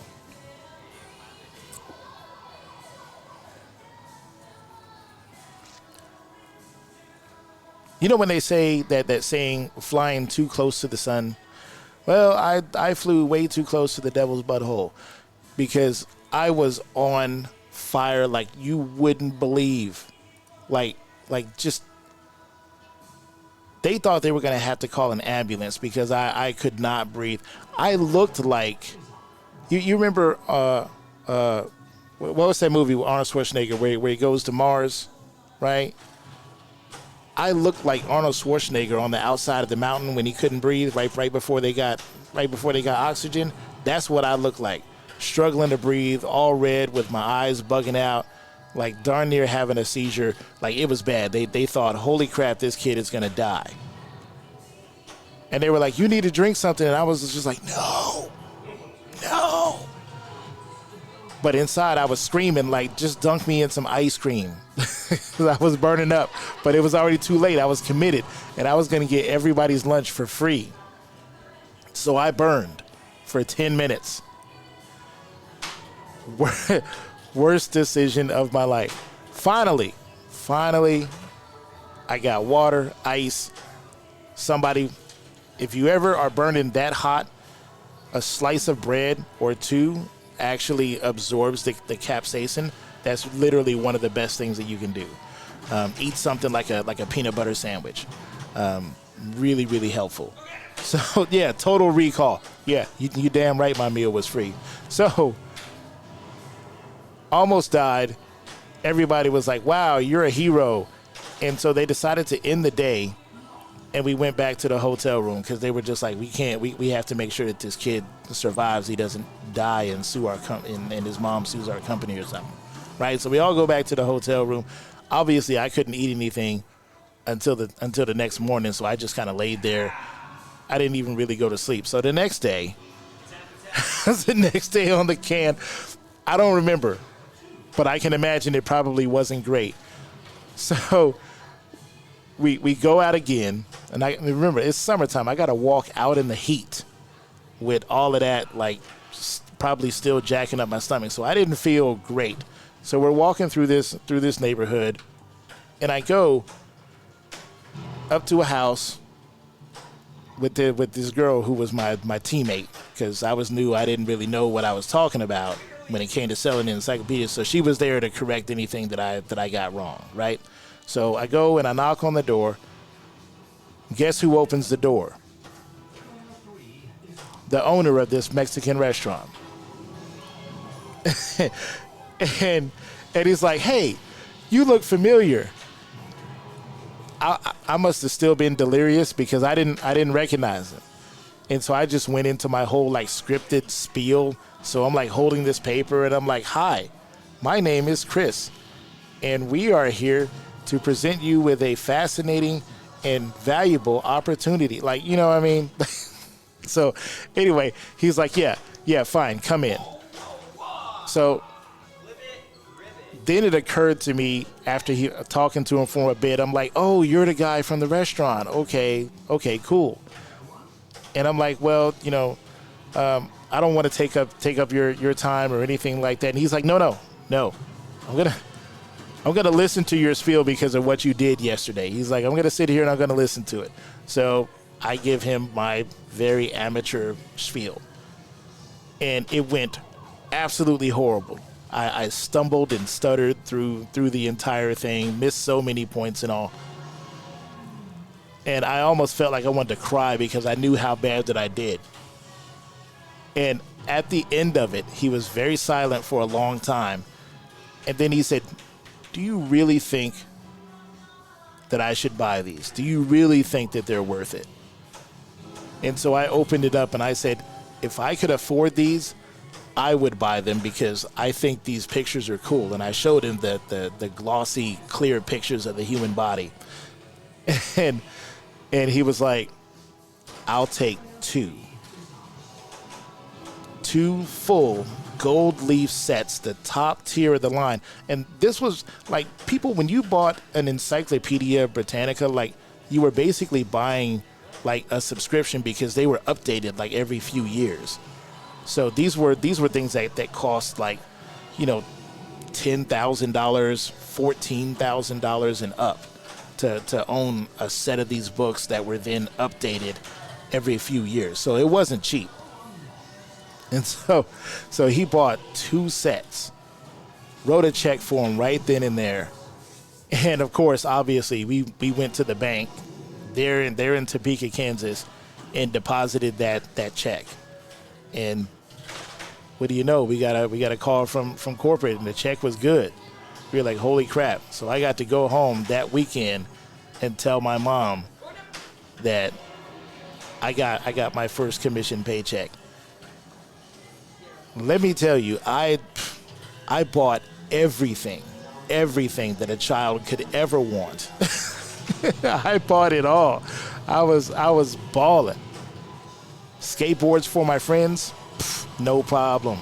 We went to the skate shop. I was like, "Doesn't matter what it costs, I got you, bro." Oh my goodness. Man, it was so worth it. And it wasn't until it was several months later that I told my mom what I did at that restaurant, and she was just like, she was out of her mind. She was just like, "What? Don't you ever do something like, you could have died." All this stuff. But that is how I almost died to sell a set of Encyclopedia Britannica encyclopedias door to door. Have I ever done a commission sales job since? Nope. And will I be foolish enough to do any hot pepper challenge at a restaurant ever again? Nope. So but that's my dumb story. I think I might grab some quarters and go out here and play with Derek. What do you guys say to that? So if you enjoyed my story, I really appreciate you listening to it. But now I think I want to go play some pinball. I think I've earned it. I appreciate it, Moody. Thank you very much. All right. I'll see y'all in a minute out there, okay?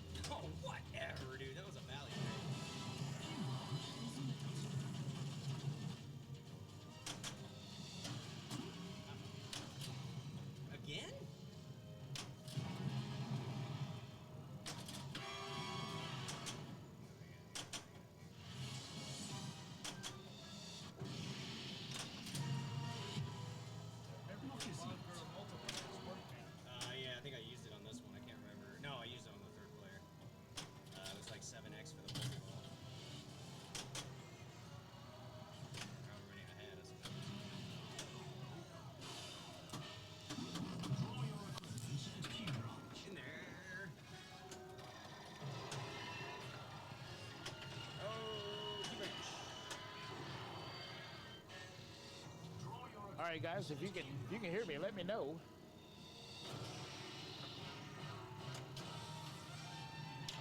Oh, come on. Or if I need to turn up the microphone volume a bit. Yo, Joe Soap, you can hear me. All right, awesome. What's up, Joe? Yeah, have you ever seen a Bond with with lightning flippers on it? Pretty tough. Yeah. A Bond with lightning flippers has flippers that's 1/8 of an inch shorter on each one. So that increases the gap of the lightning flipper by quarter inch or so. by So a trapping quarter up inch is that total. much more difficult. Down the middle is that much more wider. There's a lot of problems.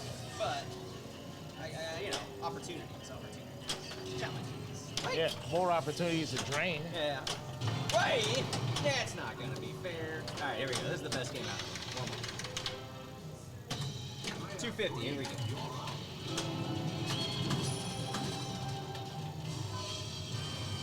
Lean. Lean with the table. Lean.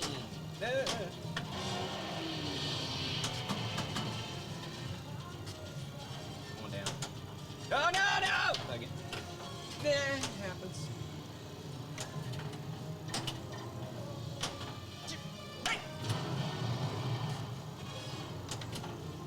Oh, hey. You gotta make those little noises like Bob Ross says. Hey. I think we're gonna do some Iron Maiden after this. All right, you down with me? Absolutely. Mr. Osato, all green lights are lit. Hey-oh. And a jetpack.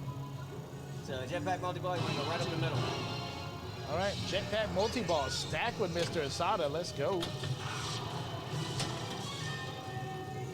And that's not gonna Of course, do it.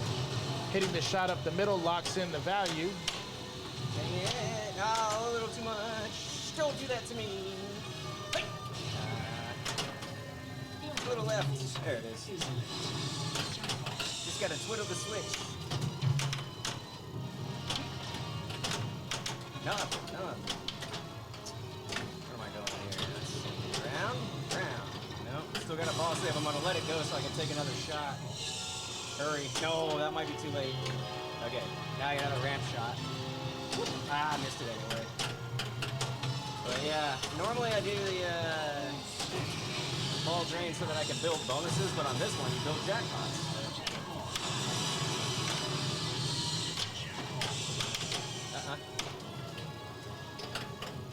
Whoa, that wasn't cool.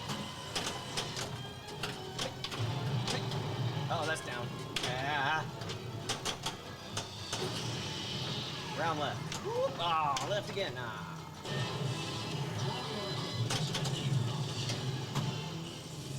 Okay. Whoops. All the way right. No.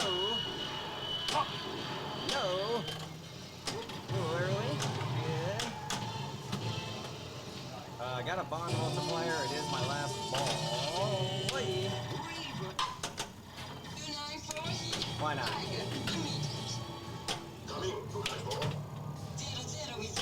Oh no!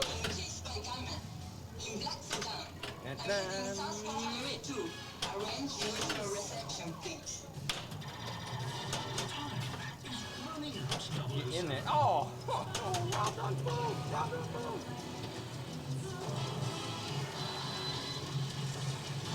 Mr. Connery!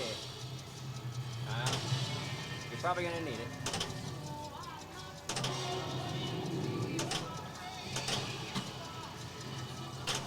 Normally I don't skip the cutscenes, but my bonus is ticking.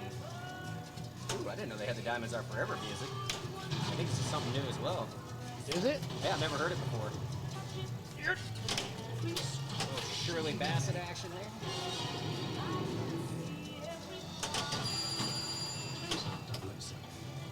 Same lady that did Goldfinger. And To Serve With Love.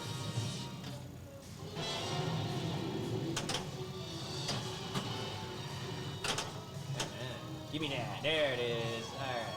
Lock it up. No, be that way. No take. I got no shakes. No tilts. No tilts. Come on now.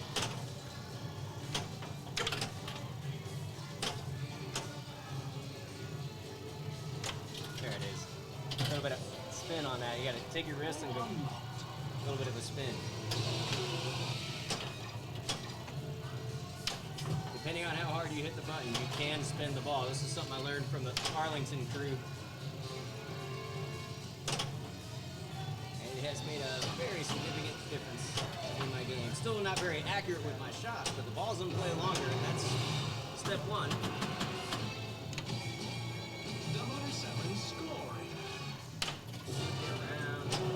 Come around left. See how it just lean like that? Not enough that time, but yeah, I mean, like literally like it's a surfboard, and the ball will come down to your flipper. Not I'll take 167 on a CJ's. 167 on the CJs. 67.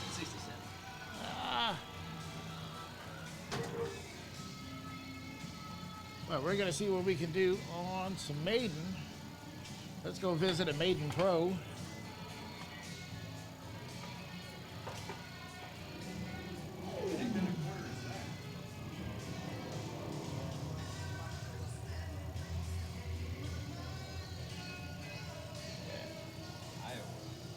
All right.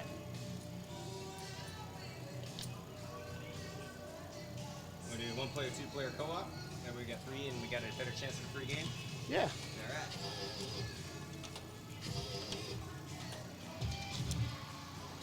All right.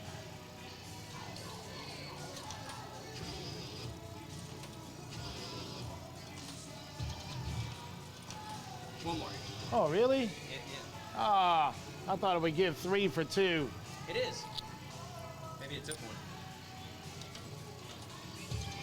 one. No, there it is. Okay. Ah. Welcome to my world, player 3. All right. Best song in the game.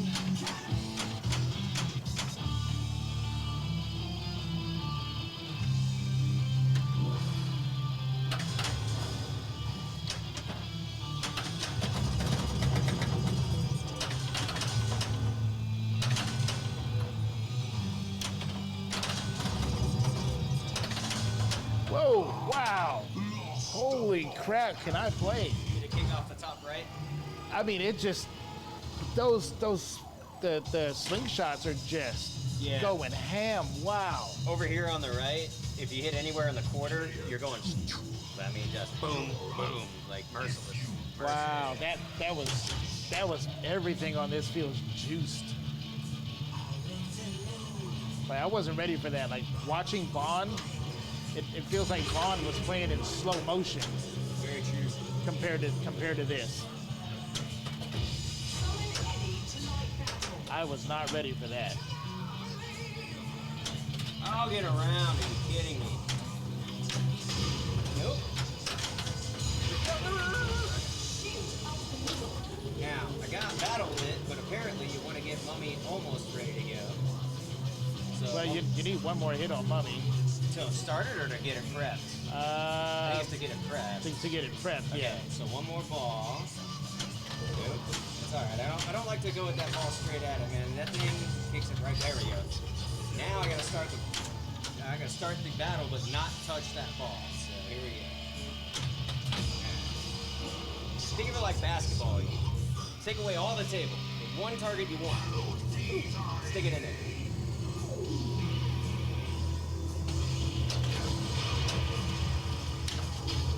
Oh crap! I didn't get my first lock. That's the problem. Yeah, man. Okay. I didn't get my first sarcophagus lock and then stack the mummy. A little ahead of myself. Where is it? Oh.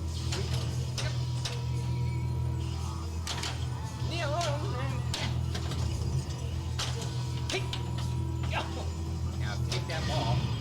That gives you enough spin to usually get control back. If you kick the mummy ball on the way out from the top left flipper, that's one of my favorite things to do. Oh no! Wrap round!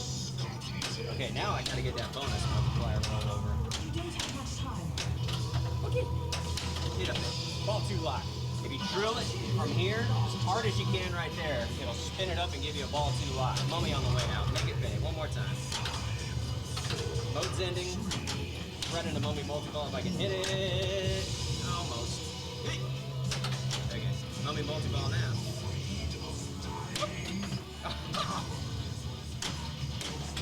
What is it? It's that 8-ball syndrome, man. Hit the shot 16 times, then you can't hit it the one time you need it. You got 2X going now. Oh, do I? Yep. Hell yeah. Or heck yeah, excuse me.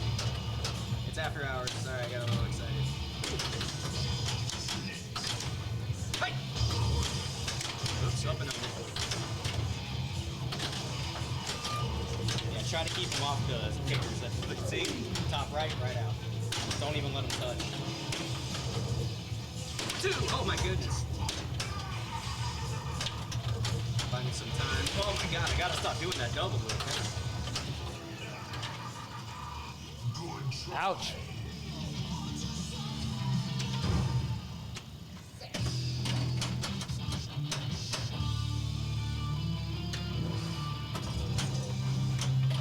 Solid Eddie to light battle.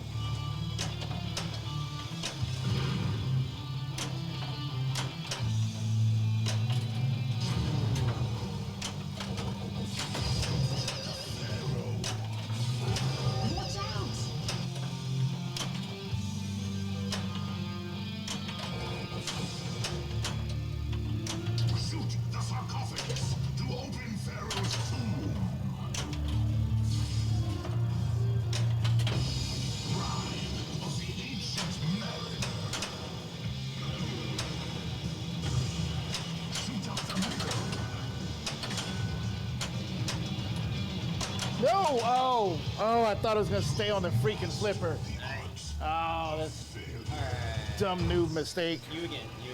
Is it me? Oh, because that was Yeah, player so 3. We'll try to co-op and beat the most scores combined on the third player. Great shot. History level 1. Spell Eddie to light battle.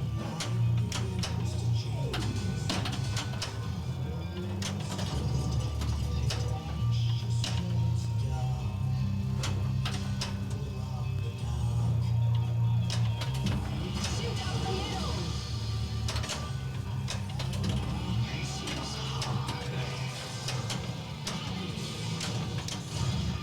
Randy, it is one. Fighter jackpot.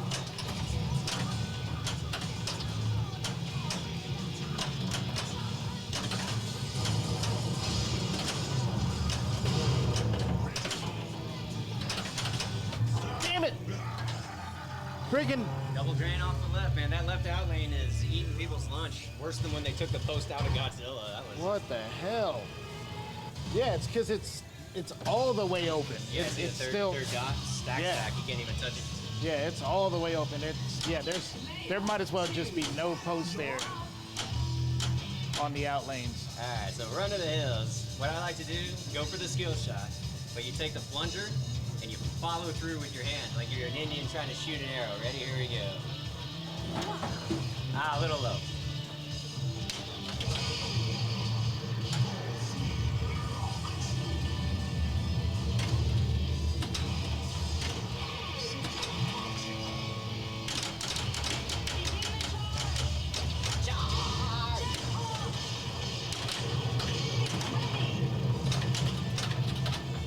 What? How did that not hit? Get out my way, ball. How did that not hit? Give me that back. Hey, alright, last ball save.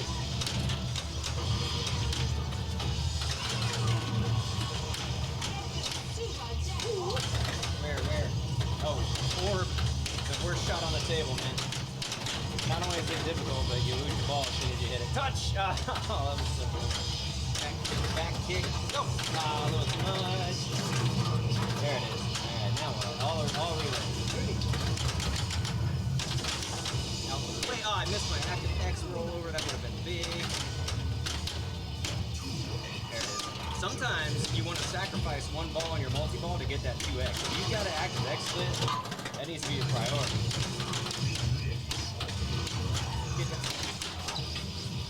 Get through. Dang it. No. Revive. Gosh darn it. Both, I said both at the orbit. Or orbit. No, kid. Got it. Kid. Orbit.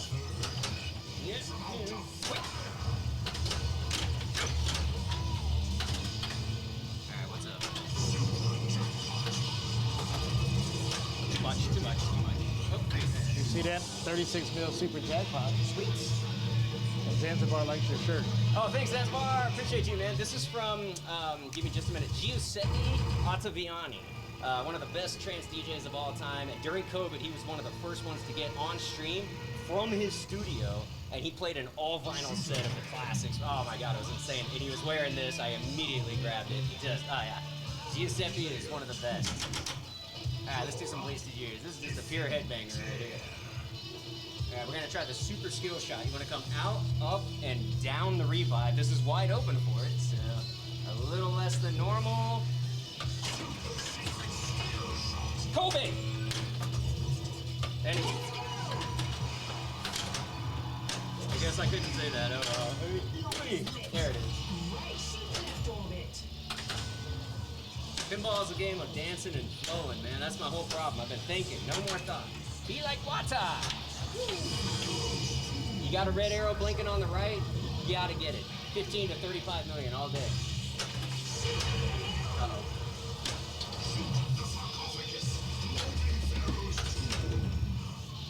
Wait. Worst one ever. You gotta hit the ramps.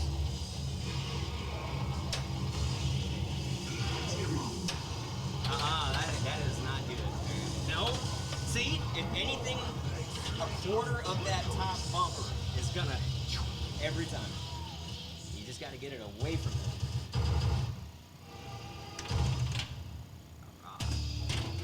Keep it on yours. Ah. A little too much.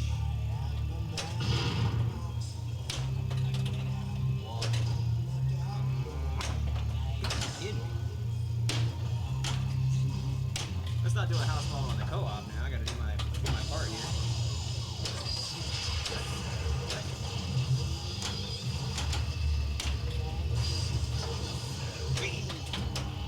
Alright, sarcophagus lock. Now I get the mummy again. All orange shots. On the way out. Missed it. Big whip up. Big whip. Get around there, man.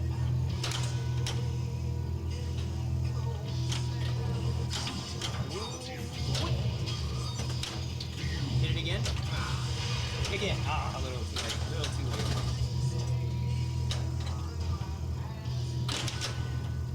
Up. There it is. And, he did it. Fine. Always hit it the second time on the way out. Stack double letters that way. Get it twice as fast. Oh. You don't have much time.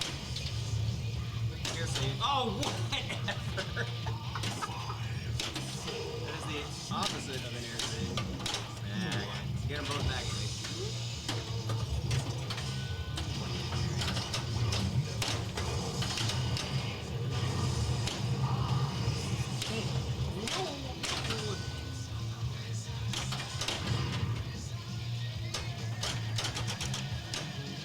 That wrapped up nicely. I've never heard that call out before. Alright, let's see. If I do the orb, I'm going to lose the ball, so we'll go up to mid.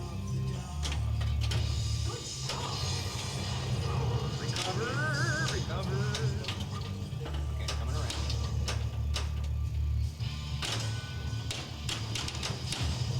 Oh, God! Nothing to bounce on that one. Okay.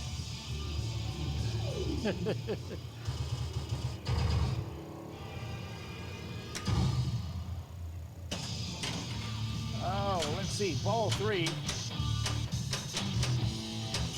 Player 1, Thank you, sir. you're up. If you dare.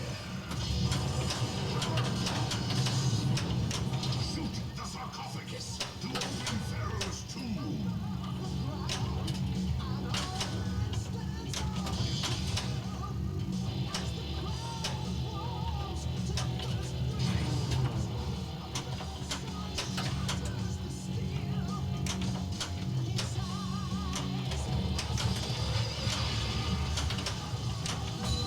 Shoot out the middle.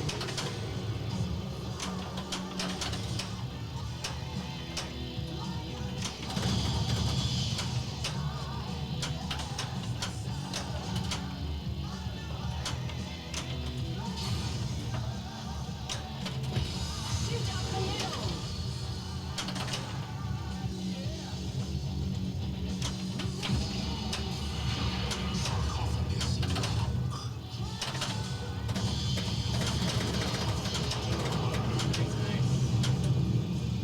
Sick pop bumper action. is near.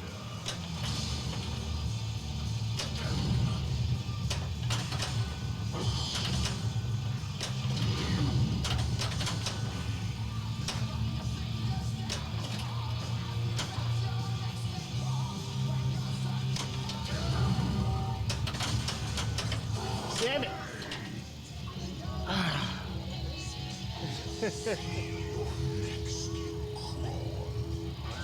Where am I at here? Let's see. 119 switches.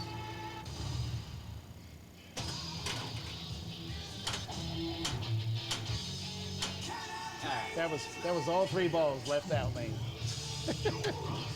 Hey, Died the same way all 3 times.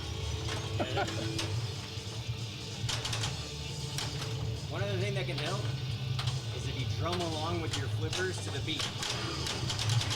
Especially when you lose. But no, that definitely gets you out of your head, man. Anything you can do to stay out of your head. Pinball Daddy dropping the follow. Hey, thanks for that. Hey, Really what's up, appreciate Pinball that. Daddy?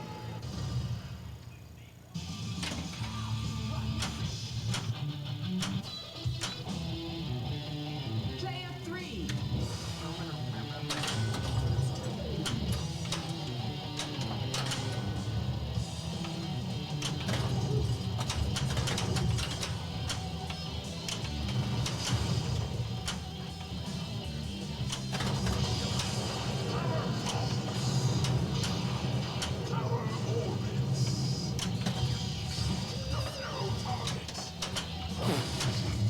God, man. That's 4 times. 4 times a damn that lane. Yeah, Are we you should kidding? ask him to at least bring us one peg. Like, Yeah, we just need give one us, peg. give us please. one peg. One peg, Cactus Jack. So for those of y'all that are wondering, the reason that they said it that way is that we have players that are super, hey, free game. We have players that are super, super good. And if we hadn't done that for the tournaments, like, we would still be playing the tournament to this moment. Like, so it's interesting. And then the tables are so waxed right now that it's like a speed skating alley. The smallest little amount of pressure can turn the ball feet, not inches. That's right, Pinball Daddy. We are Oklahoma City. Staple mark since the 70s, Cactus Jacks.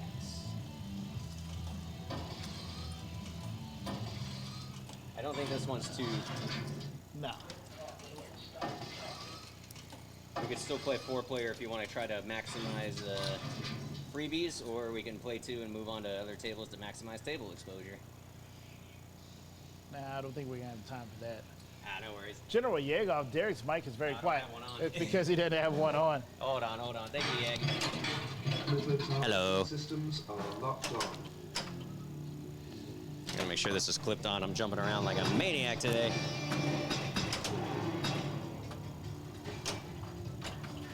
Our reactor technology. I'm still spazzy from the Holy Arlington. crap. I've never placed a 10th like that, and I feel that many folks and that many good players. I'm still very happy. But anyway, the key to the success for me is have fun, do not think, no thought whatsoever. See, trying to think. Oh yeah.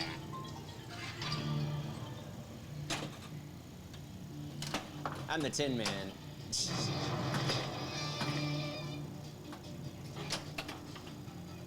You gotta let me handle this.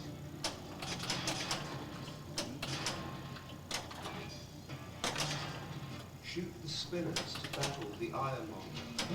Get around. Whoa! rocket. Holy crap. Straight out of Guardians. Wow. That thing's not messing around. Okay, don't hit War Machine. It's just not worth it. Uh-oh. Yeah, it's not gonna work. Collect drones. Yes. Whoa, that's skitty. Woo. Ooby. Oh no! Okay, I'm glad I didn't actuate that. As you can see, the ball save is incredibly short. It's always been short on this Cactus Jack setup, but it's virtually non-existent because it's still on silver ball settings. Scoring. You see it coming a mile away. There's not a darn thing you can do about it. Okay, ball free. Come on, let's get some longer action going on. Iron Man for fast scoring. Uh-oh. Whoa! Come on! Are you kidding? Thank you. Third time's the charm. Shoot the ramps to initiate. I don't want to. Rampalicious. Thank you. Okay, we got Monger. Hit him off to the side. No, not straight on like that, you dummy. Come on, can I play? Can I play? Can I freaking play? Thank you. Nice. Whoa.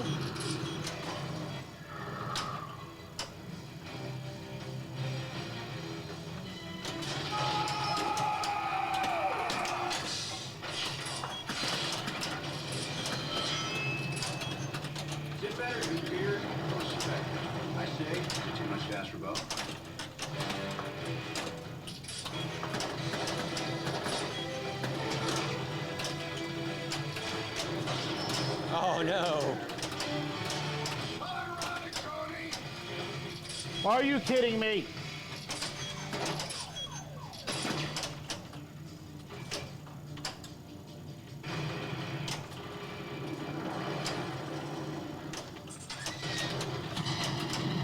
Get up there. Oh. Man, two missed actuations there. I don't know. Get up there.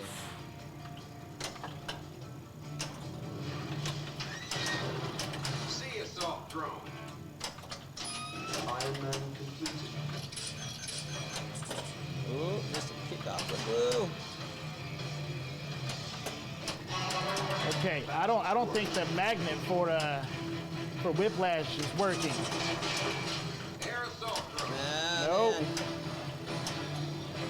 Oof. No. Man, look out. Oh, man. Okay, let's get under control. You guys just have to understand how slick these tables are. Holy in a good crap. way, but I'm telling you, like, the smallest tap is going to send your ball at least halfway up the plate field or more. Damn it. So you think you're cradling it up, Wow. and, you know, it takes the bounce like it normally does, but unlike a normal machine would come back, these extra waxy, whee, up and over, man. That's just the pro level play.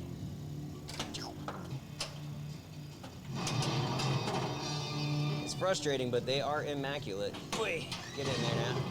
Tactical assault drone. Ground assault Nope, drone. nope, nope, no! Give me one more. That's not gonna work. Keep the spinners to back What? the Hey! Somebody just messaged me that I was mentioned in the article on the front page of today's IFPA website. IFPA. And the guy who wrote the article, Louis Marks, is the one telling me that he wrote the article and mentioned me. Oh, that's nice of him. Holy crap, that's really nice of you. Thank you very much. that's amazing. Shouts for the shouts, I Mr. think Lewis. that would literally be the second time that second time in like I guess inside of 10 days, because somebody else wrote another article about Silver Ball Showdown that was also on the front page of IFPA. So, holy freaking crap. Midwest Pinball represent. So, wow. Arlington. Thank you very much, y'all, for showing love and all. Oh, that's it. Oh, That's it. man. Well, Iron Man was pretty fast. As it often I is. think we got to. You want to do Iron Man? You want to do Walking Dead? Both of them will be Let's do some more walking. I need practice. And we get 3 games on that one. okay. We'll do. Well, we literally got time just for one, and then we'll have to rush to put up the rig. There we go. Slingtown sounds like a pinball community, though. So I don't even know if we'll actually make it for this one. So. Do. All right, I'm gonna die down the spazzy just a hair and try to get a little more Keanu Reeves.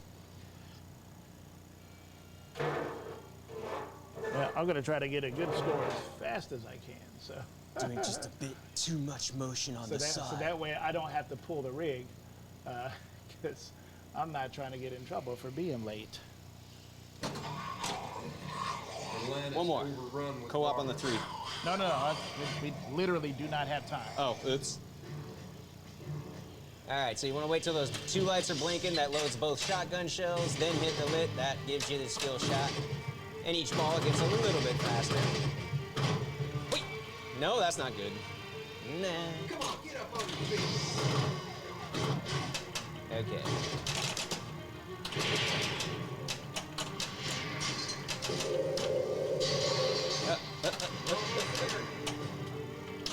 There we go.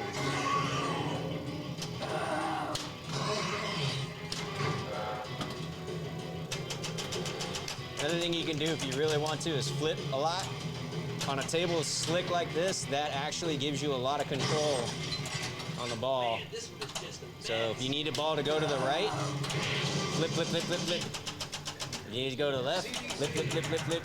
We're getting out of here right now. Is it going? Sorry. So right, left, left. Catch that. Right, down, up, now, and that's you. Up, off. Left? Nope. Nope. Ah! Don't obsess on that left bumper. It'll go right down the middle. Noted.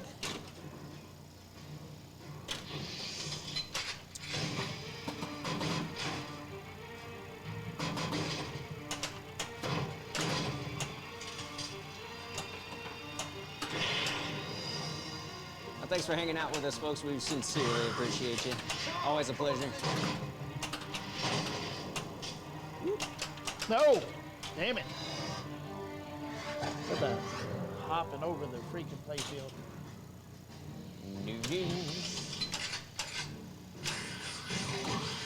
Oop, and nope, nope. Left. And Walker.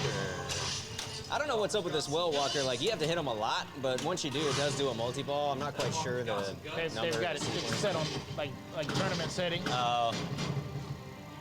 Ooh, give me a little something. Now, see, now I know that's going to come out, so I started shaking left because if it just does its thing, you know it's going right down the middle. So you want to try to catch the little lip right here. Yeah, gives you just enough meat on the bone. Let's go to Woodbury. All right, I'm going to try to crossbow the extra ball. Oh, just a bit off. Oh, no. Okay, that extra ball is a super risky shot. And, I mean, on one hand, you get another ball, but on the other hand, you lose your ball if you try for it. So, risk reward.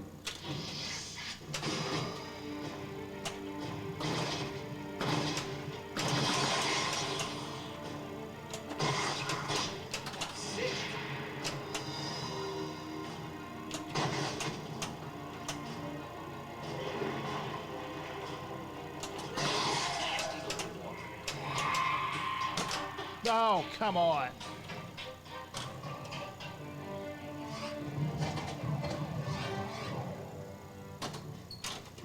I forget the order. Anyway.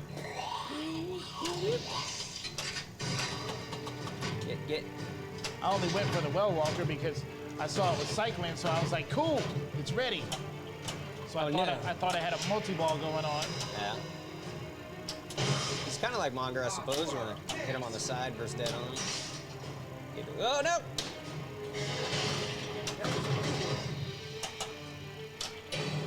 Well, I've been going for the well walker, but I'm going to take the doors instead. So don't let that hand fool you. Just put it right past it. Come around there. One more. Uh-oh. Straight. No. There we go. Bob Bumper Love. Oh, yeah.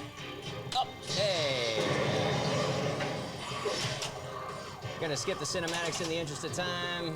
All I know for sure is that ball's about to do something. Come on. There it is. And I figured. I mean, sometimes you play the table, other times the table plays you. Like, give the table its moment, you know?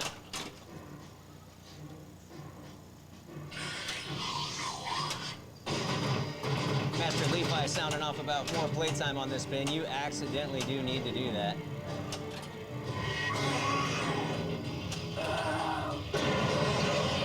Yeah, sometimes, man, I'm on and off on that left orbit. It just depends on the day. Really? I don't know that there's a lot you can do about that. That's like a Monger slow pitch. Yeah, that's what the heck. I think we'll leave those doors alone right there.